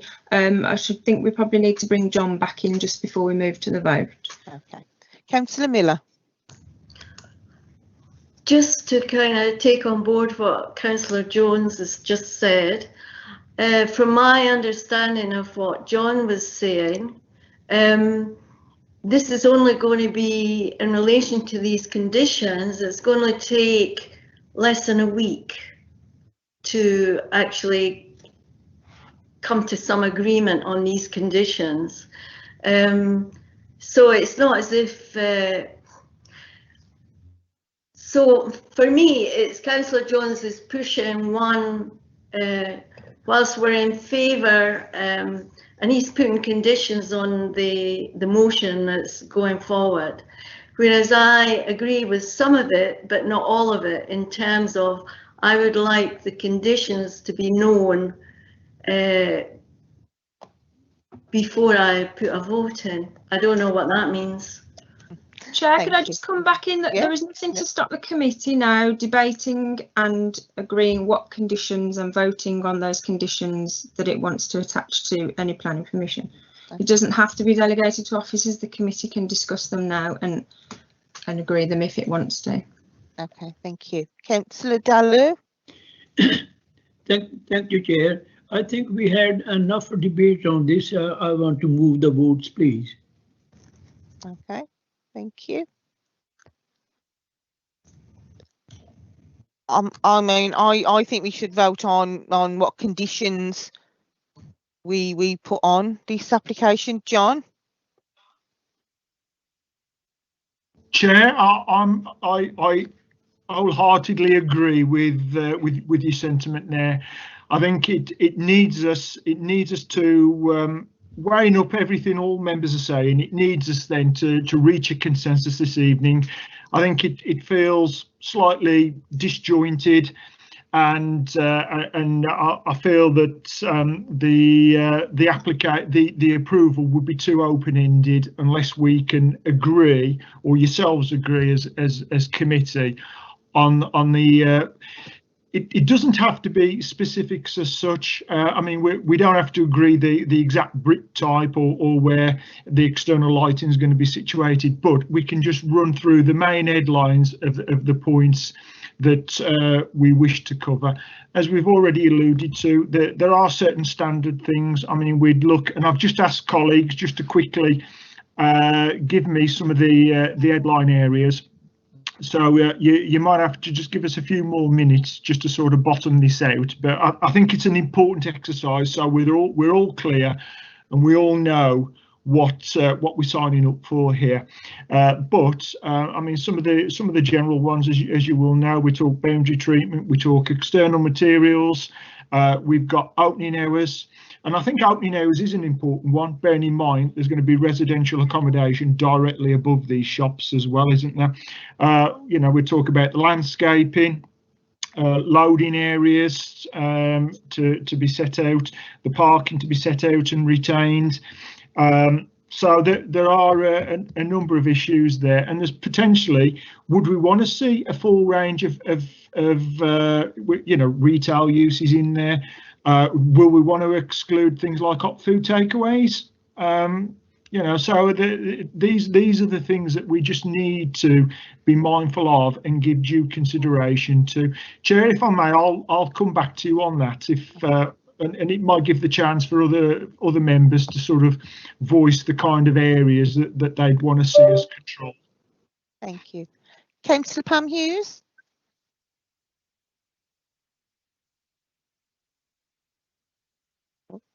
Councillor Hughes? Right. Hello. Oh, did you want to speak?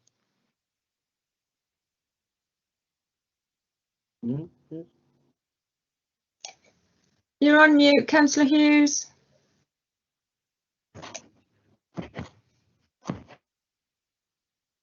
Can you hear me now?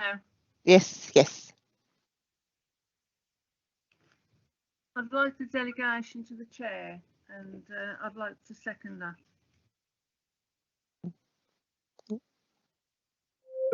Thank you. Councillor Jones. Yeah, thank you, Chair.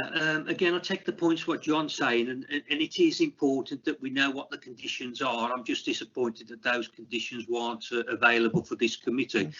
Some of the things that he's mentioned are material to a development going forward. We're here to approve a scheme with the approval of the committee of the conditions. And I would have thought, as John said, alluded, we might want to look at the opening hours. We might want to look at the restriction on what these shops could be or couldn't be. Now, that's for this committee. That's why we're here. And we should be in a position to make those recommendations to this committee with the full knowledge that that was what we're agreeing to. And that's why I said, yeah, boundary fencing and that's lighting, that's no problem and that. But the issue about, and John brought up about what type of shops we're going to have in here, is something that we should have been made aware of when we're talking about what we're going to agree to, and not delegate that down to officers and the chair or the vice chair with respect to that development, because you may have a situation that those individuals then restrict the opening till 1 o'clock on any day for any shop. That cannot be right.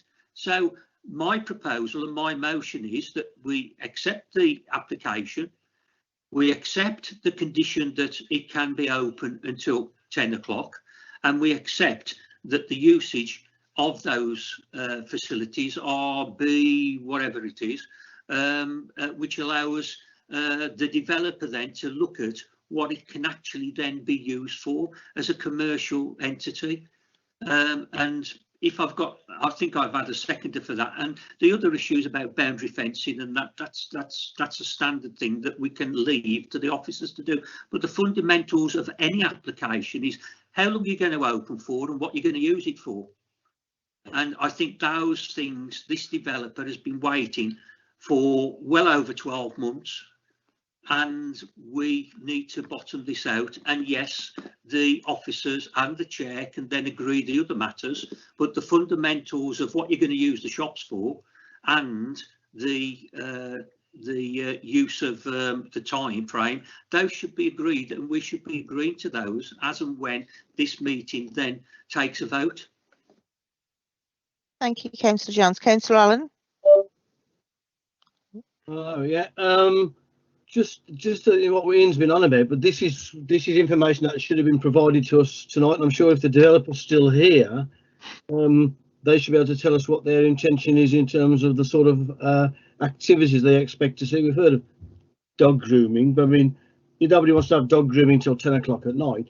But however, there's a scope of the type of things that the developer should have in mind. It's not for the our officers to determine what should and shouldn't be in there.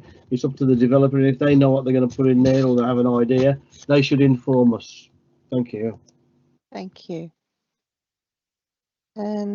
Steph, we have a motion. I'll take it. Chair, the motion that we've got on the table that's been seconded was Councillor Jones's original motion to approve without any restrictions apart from agreeing to access. That was seconded by Councillor Chidley. So I don't know if Councillor Jones wants to withdraw that motion and then make another motion with some conditions around opening hours, or whether you want to vote on that, whether the committee wants to take a vote on the motion to approve the application without any restrictions. Thank you, Steph. I know this deferral's been suggested a couple of times, but that hasn't been seconded. So and we need to bring John back in. I think John wants to come back in with regards to the type of conditions that would be acceptable or appropriate for such a development. Yeah, Okay. thank John? Is that okay, Chair? Yep, Thank you. carry on, yep. Thank you. I mean, if Councillor Hughes' motion isn't seconded, clearly we've got the motion then you have a motion to approve the application. I'm not quite sure, it's not clear to me what is meant by access. I mean, because clearly any development has to be built in accordance with the approved plans, and the approved plans show the rear car parking area. Just to comment on Councillor Jones's point about, well, you should have had a list of conditions before you this evening. No, that's not the case, Chair, because the officer's recommendation was for one of refusal. Why would we be considering, as officers, in our professional view, why would we be considering listing conditions when our professional recommendation is one of refusal in this instance? Notwithstanding that, if it gives members some guidance, colleagues have just emailed me, well, several colleagues have just emailed me a range of conditions. Now, there are a number of areas that we would like to cover off on any approval, and I think that is probably important at this stage, that if members do vote to approve, that it's a conditional approval and we are all clear as to exactly the areas that we're looking at to control by condition. I think that's only right and proper, so we have a good, clear and clean decision. The areas that we'd be looking at are around, in no particular order, we'd ask for, bearing in mind there's flats as well with this, so we'd be looking at things like cycle storage, bin storage. We'd like to look at the hours of delivery for the shops, any plant or equipment associated with the shops, electric vehicle charging points, CCTV, lighting, site levels, landscaping, boundary treatment. Look at the footpath links, external materials, the laying out of the parking and access areas and manoeuvring areas, and also look at a parking, delivery and servicing management plan as well. Owen, as regards the hours of opening, okay, hours and days that we would need to bottom out as well, and we would want to ensure that there wouldn't be, bearing in mind there's flats above, no CAF or hot food takeaways. Thank you, John. Councillor Jones. Thank you. I'm looking at the report, 9.2. Class E is what the officers said the agent were then proposing. The agent apparently was saying all those things that you were going to say regarding the issues of what. So if we limit it to Class E, then I think that should cover it. The difficulty I have about the flats above and whether it's fast food or anything else is that we're expecting in town centres and elsewhere for residential properties to be built, and in fact in some areas we've actually got grants to actually do that, where there's going to be fast food and everything else. It's not that this is going to be done.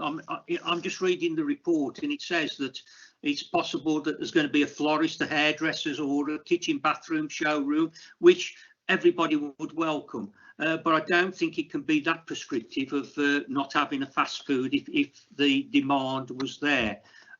So if we limit it to Class E, plus with all the other conditions that John has actually said, and the hours of opening up till 10 o'clock, which would give any scope for any commercial enterprise to make any profit, I'd be happy with that motion, and let John and the officers then do the necessary regarding the other conditions. And I think it is a sad situation whereby we expect members to make a decision and then to delegate it back to officers to actually then approve what the conditions are. And I think tonight we can actually make the conditions as Class E, which is in the report at 9.2, and that the hours of opening would be between whatever it is, 8 and 10, but with all the other guidance, what you're talking about, where the electric points and the loading, unloading, and that, I accept all of that, but with the principles of those two items, Class E, and that with the potential to open up till 10 o'clock tonight if the need so arises, and no restriction on what it could be in that sense. Chair, before we move on, can I just we've got a couple of motions that we need to take a vote on. Can I suggest that we do that now, and then depending on what happens with those motions, we can talk about that members may want to move something else. So the original motion that was moved and seconded by Councillor Jones and seconded by Councillor Chidley was straightforward approval with no restrictions. So can we just take a vote on that now, please? And then if it fails, we can take it off the table. Okay, Steph, I did say that I would accept a revised motion, which I've just proposed, which would be that we accept John's conditions with respect to all of them, including what Faye was saying, electric points and cameras and everything else. We accept all of those, but the principle is this would be agreed under Class E, which is in the report at 9.2, and that there's no restriction on the hours up to 10 o'clock at night, because that was the time that the shops were open till anyway, and no restrictions on what the shops in Class E could actually be. So if I have a seconder for that one, John's other points about it being left to officers to do the boundary fencing, the cycles and the electric points, then I have no problem about allowing that to go to their delegated powers with a vice chair. Is that seconded? Seconded, Chair. Okay. Chair, we do have another motion on the table, which was just for a straightforward deferral. That was moved right at the start of the debate by Councillor Pamela Hughes and seconded by Councillor Miller. So can we take? We need to vote on the motions in the order that they were moved. So can we take a vote on just straightforward deferral of this application this evening, please? Yep. Go ahead. Yep.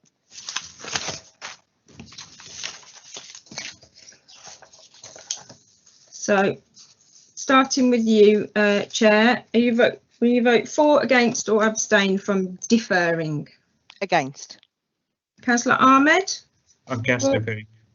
Councillor Allen? Against. Councillor Chidley? You seconded the motion to defer. Councillor Davis? Against. Councillor Dallu? Against. Councillor Hughes moved it. Councillor Hussain? Against. Councillor Jones? Councillor Jones, can I assume that you're against that motion to defer? Yeah, against. Councillor Mabina? Against. Against. Councillor Miller? Against. And Councillor Sims? Against. Thank you, everyone. So the motion that we now have on the table then, and John, can I correct me if I've missed anything in terms of the standard conditions that you've suggested? So Councillor Jones has moved approval subject to conditions relating to cycle storage, bin storage, delivery hours, plant equipment, electric vehicle charging points, CCTV, lighting, site levels, landscaping, boundary treatment, footpath links, parking layout, external materials, a parking management plan, and hours of opening, and restrictions to Class E use only. And that was seconded by Councillor Dallu. So if those conditions are okay, and we can move to the vote. Can I, Chair, if I may, thank you, Steph. Can I just jump in there? Can I add drainage in there as well? And just as a point, 2 points of clarification, please. And this will be something I'll take guidance from your colleagues, Chair, on. Councillor Jones has said up to 10 o'clock. Any suggested opening times in the morning? Are we? Let me just check. I think I think I did 8 say o'clock. 8 o'clock, John. Yeah, 8 that o'clock. was in the And report, what wasn't it? days as well, Councillor Jones? What days? Is that across all 7 days? I think that would be all 7 days apart from Sunday, which would be obviously 2 o'clock. Okay. And just as a final point of clarification, the Class E, and it certainly wasn't trying to restrict shops per se, Councillor Jones. It wasn't. Yeah. Perhaps in the wealth of information we're trying to digest rather quickly and put together. Class E, the point I was trying to make, Class E also includes not just shops, but now it includes cafes and sandwich shops where there is the potential for hot food. Now, would you want to exclude cafes and sandwich shops from this, or would you want to, allow the full range of Class E uses, as I say, which would also include cafes and sandwich shops? I think it would to include those because we already have a cafe just round the corner, and again, it would be to allow the commercial side to operate in those matters. Okay. In that case as well, then, Chair, could I just add one final condition that we look at the extraction equipment as well, that if there is any cafe sandwich shop type use, that we also approve filtration equipment. Yeah, I agree with that, John. Yes, definitely. Yeah. So I'll summarise it all, Chair, before we move to the vote. But just to clarify, Councillor Jones, are you happy? So you're happy with the hours of opening that John has suggested? Plus Yeah, the it was additional 8 till 10 and 8 till 2 on a Sunday. Yeah. Yeah, the extra condition about extraction and filtration equipment. Yes, and all of that. limited use to Class E with no restrictions within that use class. Yeah. And Councillor Dallow, are you happy with those amendments? Yeah. Okay. I agree with that, yeah.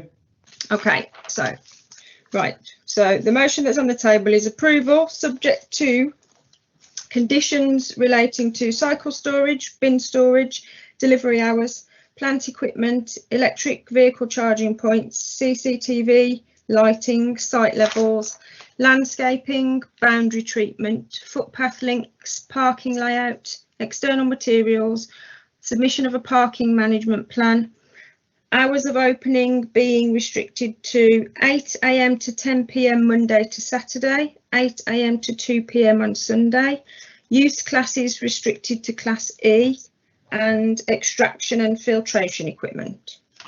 Steph, Chair, sorry, you didn't mention delivery, and we look at the delivery restrictions, but also a delivery and service management plan as well, servicing management plan. Okay. Yeah, I agree. Thank you. Councillor Dallow, do you agree with that? Yes, thank you, Chair. Okay, shall we move to the vote then, everyone? Yeah. Right, starting with the chair, are you voting for, against or abstaining? For. Councillor Ahmed, for, against or abstain? For. Councillor Allen, for, against or abstain? For. Councillor Chidley? For. Councillor Davis? For. Councillor Dallow seconded the motion. Councillor Hughes? Councillor Hughes may have left the meeting. She did say she needed to leave just before 7 o'clock. Yeah, she's left, sorry. Councillor Hussain? For. Councillor Jones moved it. Councillor Mabina? For. Councillor Miller? For. And Councillor Sims? For. So that motion is carried unanimously. The application is approved subject to those conditions read out. Thank you, everyone. Thank you. Yeah. Yeah. Hello? Oh, yes. Sorry, Councillor Dallow, sorry. Yeah. Can we have a comfort break for 5 minutes, please? Yeah, no problem. Yes, yeah, no problem. Thank you. Yeah, thank you. I think we need a battery charger now, so we're all right. All right. Thank you. I'll go and find one. Thank you. Chair, if you're having a formal adjournment, we'll just pause the live feed for how long do you want to say? 5 minutes. 5 minutes. Okay. Thank you.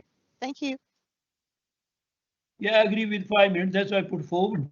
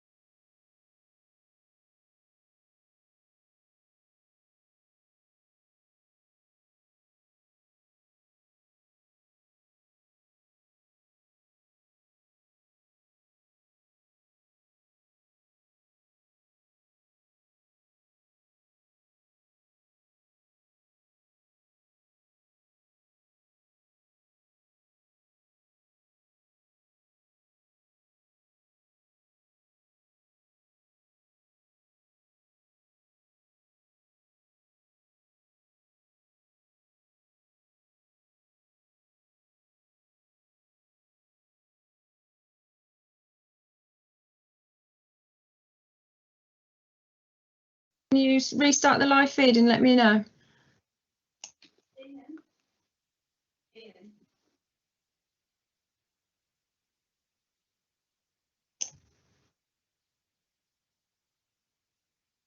Thank you. Right. I take it we're all back, Steph, yes? Yeah? Yes, and you're live again now, so we Right, can move on thank you. to agenda item 6. Agenda item 6 is planning application DC/20/64706. Proposed demolition of bungalow and construction of a 4-bed dwelling, 5 Warstone Drive, West Bromwich. Can members please indicate whether they've been lobbied on this application, please? No. John, do you have any updates? Chair, no, nothing to add to the recommendation. Thank you. Thank you. Right, we have no objectors to speak, but we do have the applicant's agent, Mr. Sadiva. Would you like to speak, Mr. Sadiva? No, Chair, I mean, I only offered to speak if there was any objectors, because we were minded that there had been some concerns at the beginning, but if there's no objectors, then I just ask you to uphold your officer's recommendation and we take it from there. Thank you very much, Chair. Thank you. Members of the committee, do you have any questions? Oh, Councillor Dallu. Chair, move the approval of this application because there is nobody present. That's it. Thank you. Okay. Do we have a seconder? Oh, Councillor Chigley. Yes, I'll second the application. Thank you. Thank you. Steph, can we go to a vote, please? Yes, Chair. So the motion is to approval as set out, subject to the conditions as set out in the report. So I'll start with yourself. Are you voting for, against or abstaining? For. Councillor Ahmed? For. Thank you. Councillor Allen? For. Councillor Chigley seconded it. Councillor Davis? For. Councillor Dallu moved it. Councillor Hussain? For. Councillor Jones? For. Councillor Mabina? For. Councillor Miller? For. And Councillor Sims? For. Thank you, everyone. That's unanimous. The application is approved. Thank you. Your application has been approved. Thank you for your Chair. time. Thank you. No, thank you, Chair and Committee. Thank you. Thank you.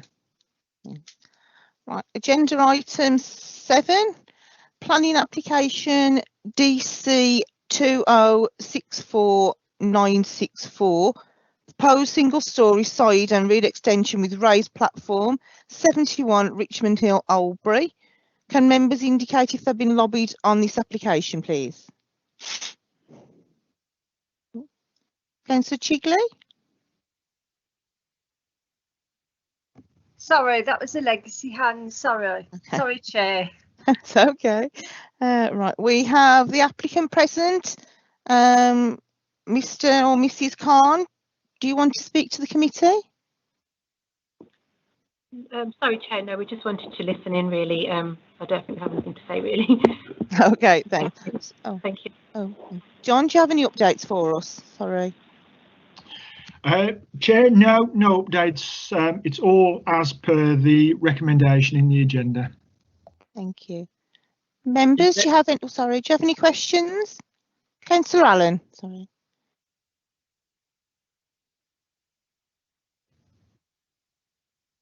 Councillor Allen. Sorry, just to say I'd propose that we actually move the recommendation that the planning permission is granted subject to materials match with the existing property. Thank you. Seconded, Chair. Okay, thank you. Steph? Can we go to the vote? Yeah. Yes, thank you, Chair. Starting with yourself again. For, against or abstain? For. Councillor Ahmed? For. Councillor Allen moved it. Councillor Chidley? For. Councillor Davis? For. Councillor Dallu seconded it. Councillor Hughes has left. Councillor Hussain? For. Councillor Jones? For. Councillor Mabina? For. Councillor Miller? 4. And Councillor Sims. 4. Thank you, everyone. That's unanimous. That's approved. Thank you. Mr. and Mrs. Khan, your application's been approved, and thank you for your time this evening. Thank you, Chair. Thank you, Chairman. Thank you to all the councillors. Thank you. Thanks. Agenda item 8, planning application DC/20/64987. Proposed 2-storey side extension with bay windows to front, single-storey rear extension and front porch, 72 Chestnut Road, Albury. Can members indicate if they've been lobbied on this application, please? Oh. Councillor Allen?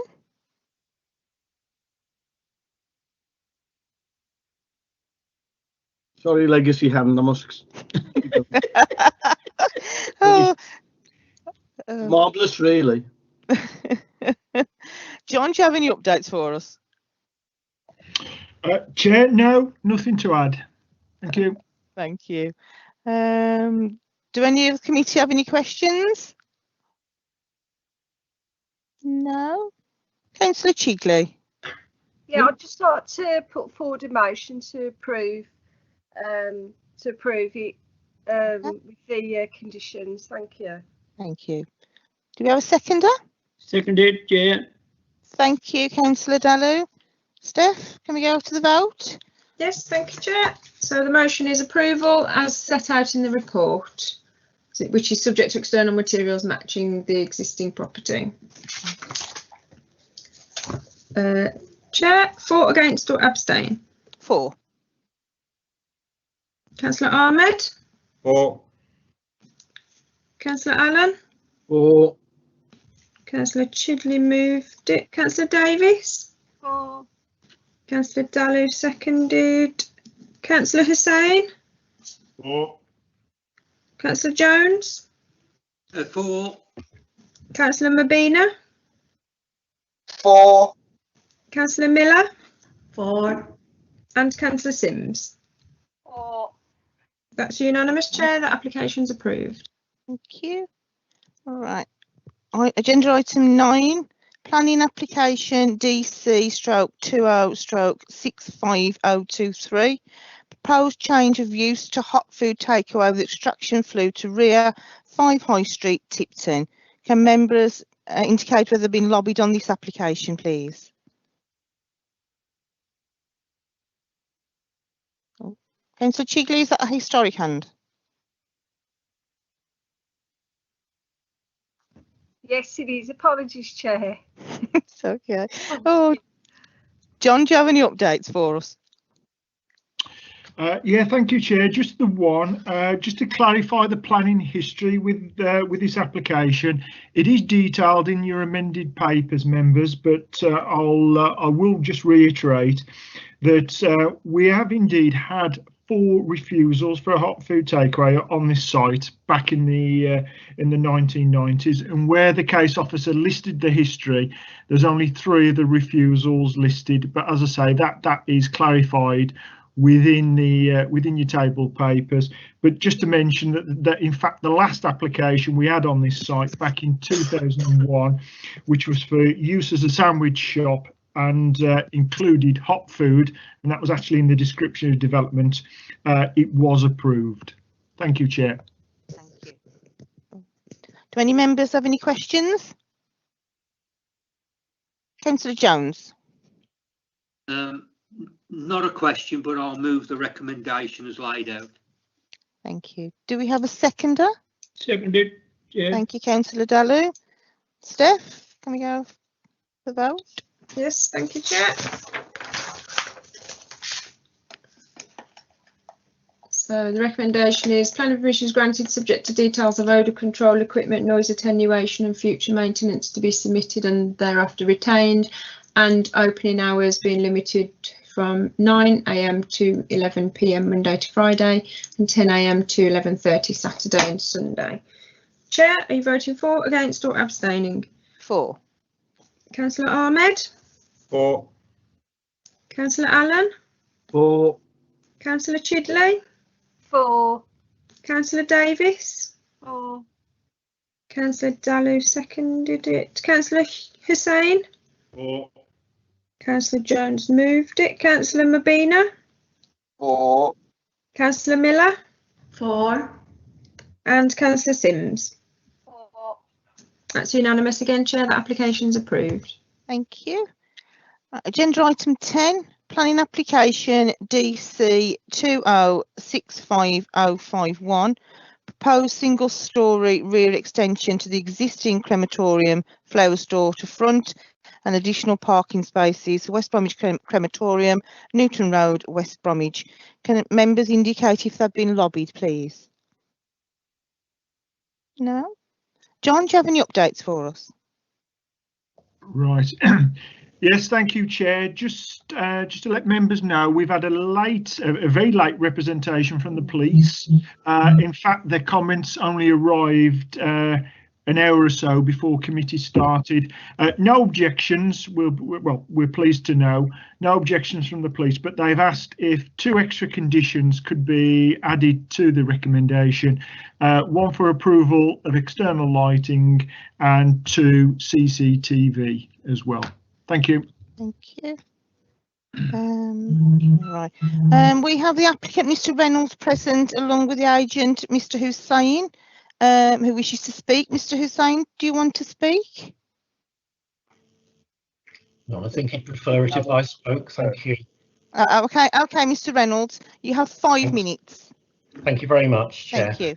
First of all, I'll introduce myself. My name is Alan Reynolds. I work in the Council's Planning Regeneration team.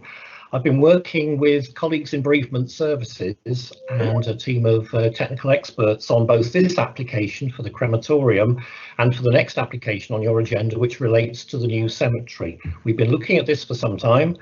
Dealing with the crematorium application, it is a relatively modest series of improvements and amendments to what happens there now. As members will be aware, the crematorium is a long-established facility in the north of the borough. It serves half of Samwell.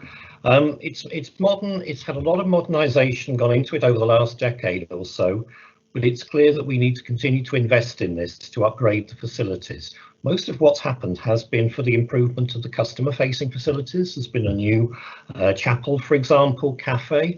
What we're looking at here is a series of minor extensions to the building on the rear of the crematory building, and these will offer better staff welfare facilities and storage for plant, tools and equipment.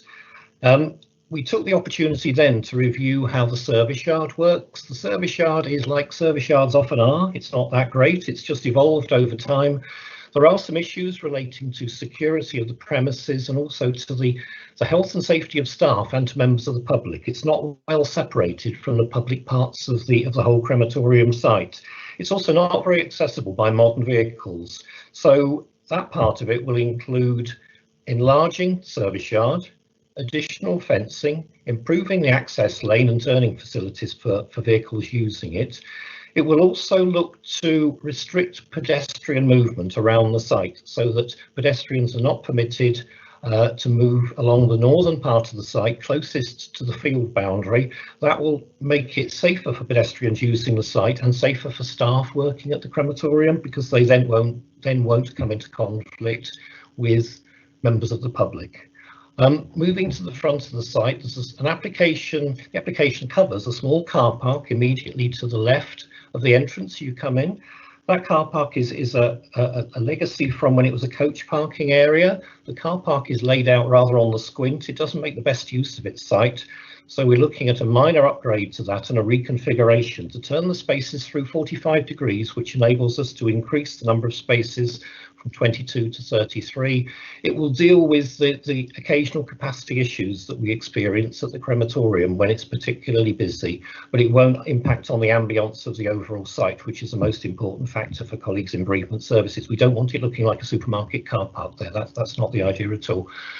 And finally, there's a concession for a florist who currently trades out of a van from the customer car park. It's not a very satisfactory arrangement for members of the public, and it's certainly not a satisfactory advertisement for bereavement services. Neither is it satisfactory for the florist.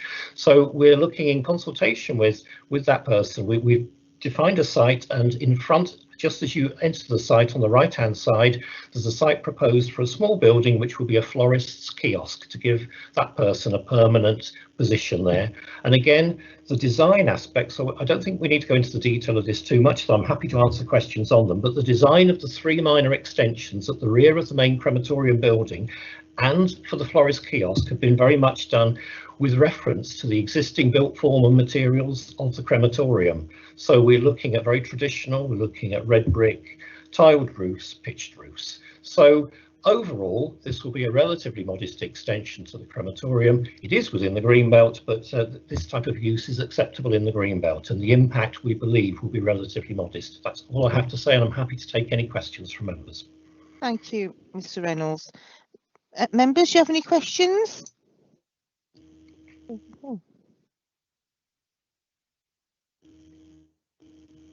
No? Chair, I don't see any hands up. No. Oh, Councillor Chigley. It wasn't a question really, Chair, sorry. It was just to say that I'd like to approve the application. I'd like to propose a motion to approve it. Thank you. Okay, thank you. Second that. Okay, thank you. We have Second that. okay, so we have a recommendation and seconded. John? Yeah, yes, Chair, which is great news. Can I just remind members of the 2 extra conditions that were requested by the police as well in relation to external approval of external lighting and also CCTV. Okay. Thanks, John. Are the members that moved and seconded the proposal happy with those 2 conditions? Yes. Yeah, thank you. Are you happy to move to the vote then, Chair? Yes, yep. Go for the vote, yep. So it's planning permission is granted subject to details of external materials and implementation, details of drainage, electric vehicle charging point details and implementation, hard and soft landscaping scheme and implementation, and archaeological study, plus conditions around external lighting and CCTV. Chair, are you for, against or abstaining? For. Councillor Ahmed? For. Councillor Allen? For. Councillor Chidley moved it. Councillor Davis? For. Councillor Dallow? For. Councillor Hussain seconded the motion. Councillor Jones? For. Councillor Mabina? For. Councillor Miller? For. And Councillor Sims? For. That's unanimous. That's approved. Thank you. Thank you. Agenda item 10, planning application DC/20/65053. Proposed change to use to cemetery with parking, lighting and associated works, land adjacent to West Bromwich Crematorium, Newton Road, West Bromwich. Can members indicate if they've been lobbied on this application, please? Oh. No. John, any updates? Yes, thank you, Chair. Just a couple of updates. Again, the police in their very late representation email this afternoon have asked for external lighting and CCTV cameras to be added to the recommendation. And members, you will note that the recommendation is subject to no adverse comments from, firstly, the Wildlife Trust. Happy to report that they've come back, no objections, and also the comments of the lead local flood authority. Again, they've come back to us. There's no objections as such. They've made 1 or 2 recommendations, but we feel that the one of the proposed conditions around drainage and subsequent implementation covers off the comments there. And the final one is the application actually refers to this this proposal as being a departure. It's a departure from the development plan because it is a substantial intrusion, shall I say, into the green belt. Now, as my colleague Mr. Reynolds has already alluded to, it is what's deemed an appropriate intrusion into the green belt.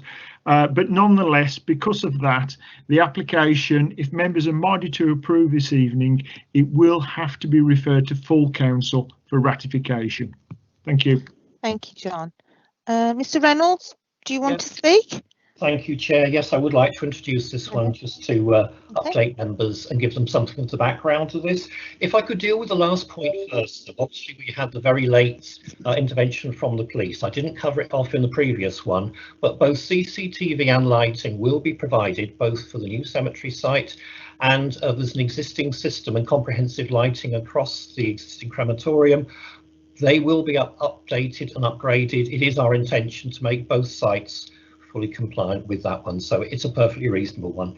In terms of this, look, we recognised as a borough probably 3-4 years ago there was a growing need to update burial provision. We were quickly running out of burial space, despite many people finding alternative forms of end-of-life solutions, shall we say. Burial remains quite popular for a whole series of reasons, particularly in Sandwell. The first of these that we looked at, which did prove rather controversial, was a new cemetery for Rowley Regis. That was approved a couple of years back. It was referred to Scrutiny Committee to look at how the council should deal with this in the future, and we received a very firm direction back from Scrutiny that it was seen as a core function of Sandwell to provide affordable burial service for all its citizens, and we have since then developed a further programme. The first of these, which we alluded to at the time, since we knew there was a growing problem developing in West Bromwich concerning capacity, is the application that's before you now. Now, at the time we thought, and I think it was said, we had around 5-7 years capacity left at that time using Heath Lane Cemetery. That's no longer the case. What has happened since then? There's been an uptake in the usage. We are filling our remaining burial spaces very, very quickly, partly due to the pandemic, but the main reason is because other councils are facing this same problem. Because we are very close to Birmingham and Walsall at this point, Birmingham have actually closed one of their cemeteries, and we are being inundated with applicants using our facilities, which means that the situation has now become even more urgent than it was. So that's the background to this one. Looking for sites for a new cemetery, as you can appreciate, members, is not easy. The Greenbelt is actually an appropriate location. You need a greenfield site for it, ideally, and you're not taking up valuable brownfield land, which, as everybody knows, we need for housing and for other employment type uses. Also, we need co-location close to the existing crematorium. This is to enable mourners and funeral parties to make use of good facilities which are already provided here at the crematorium, as we've said. So the starting point for this, we looked at an options appraisal of the sites that existed around the existing crematorium. We evaluated 5 sites in a ring around the crematorium. We looked at, against particular criteria for those. Unfortunately, 3 of them fell pretty much at the first hurdle. We were left with 2 sites.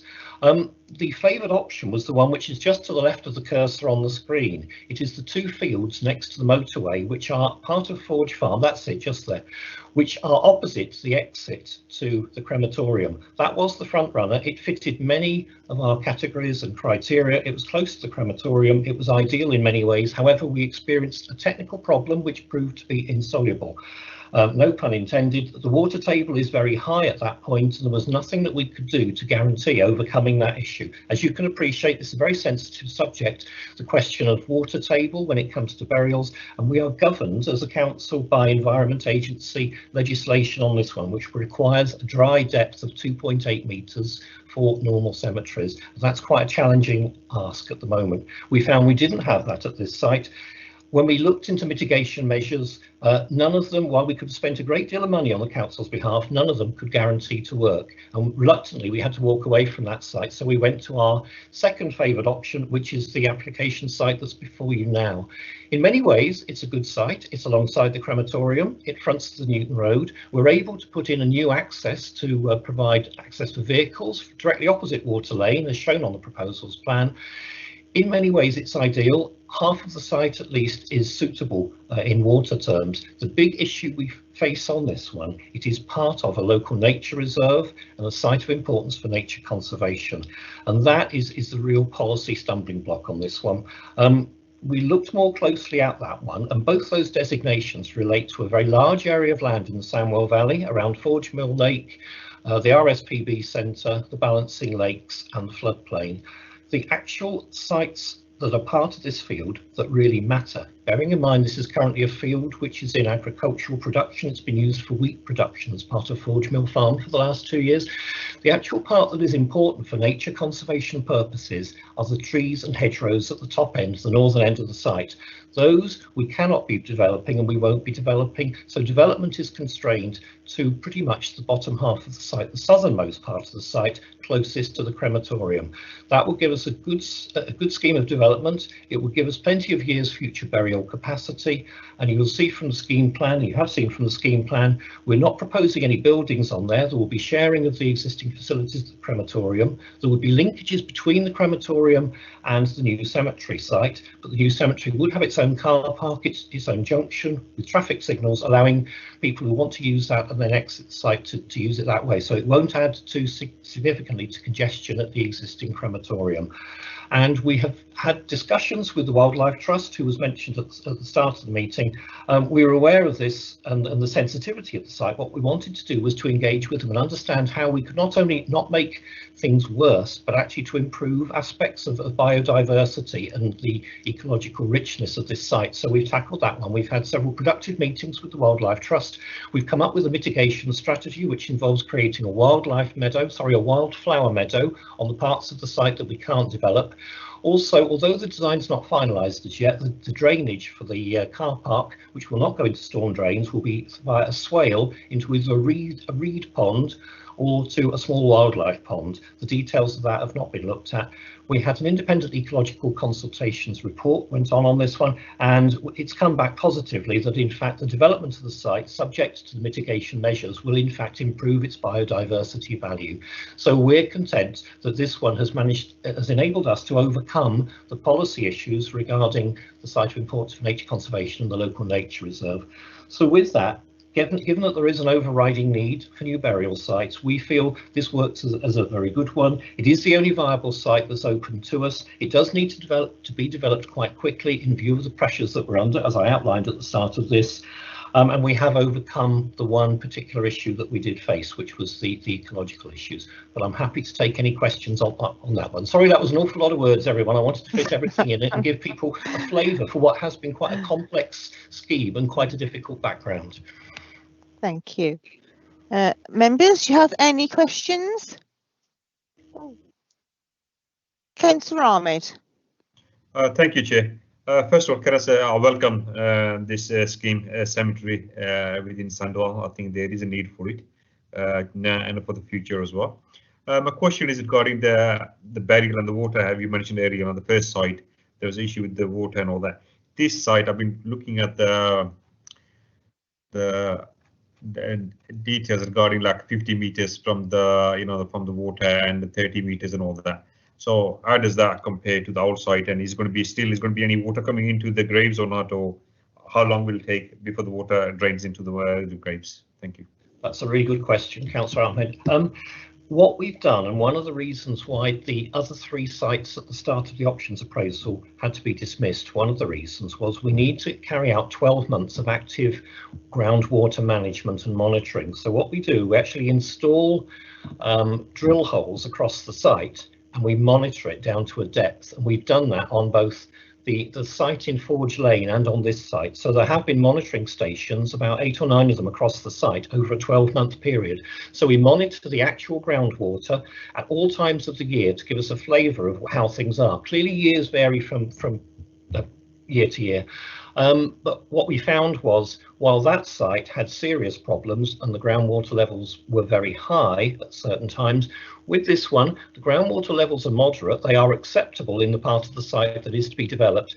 They're not quite acceptable in the parts that aren't to be developed. They're not terrible, though. The site does slope down. The River Tame runs to the north of it, but there's no cause for concern provided we don't start using the areas where the groundwater is deliberately set at quite a sort of a high level. So we have 2.8 metres, gives 1 metre of, if you like, wriggle room for in case the water table changes over time. And I would imagine, given the wet autumn and winter we've had now, the water table just about everywhere will be higher.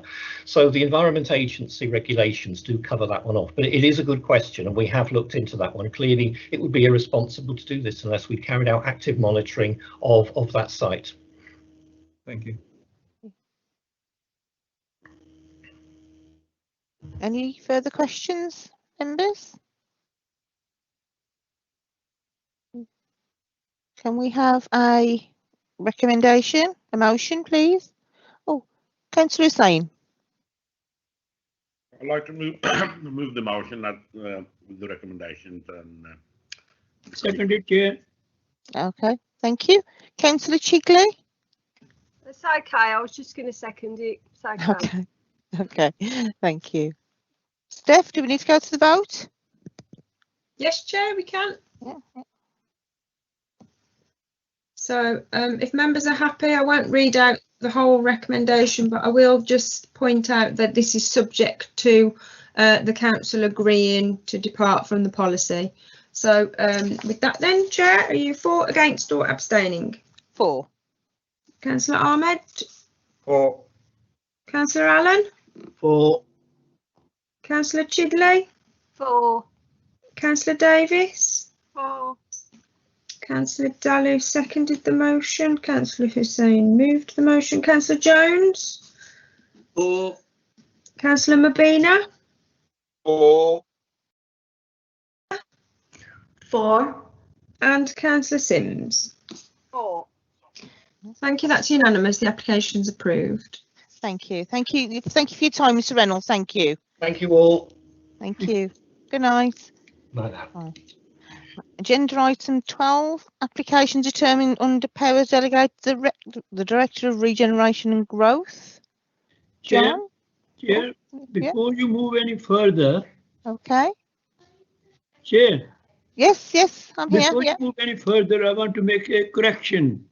Okay. Application number PD/20/01/610 42 Pleasant Street, West Bromwich.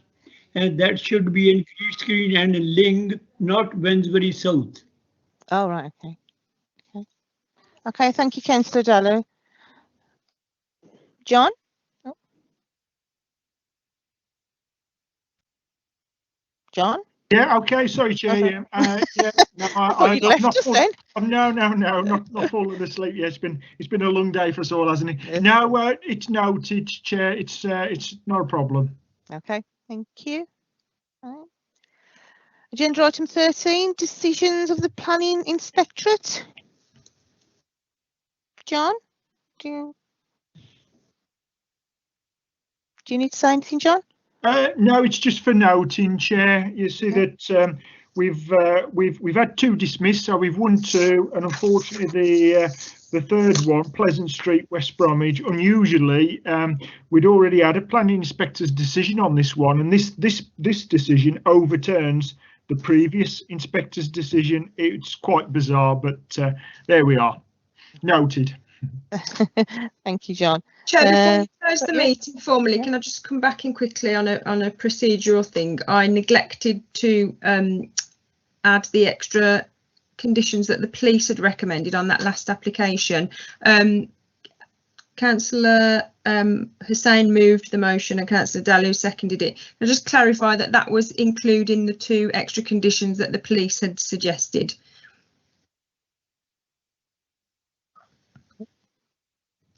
Yeah, that's okay. Councillor Dalu? Agreed. And the general consensus of the meeting is the same? Yes, yeah. Just to make sure those conditions are included. Thank you. Thank you. Right, that brings us to the end of the meeting. Thank you everyone for your attendance and contributions, and stay safe, everybody. Thank you. Good night. Bye-bye. Good night. Thank you, everyone. Good night. Steph? Yeah. Do I need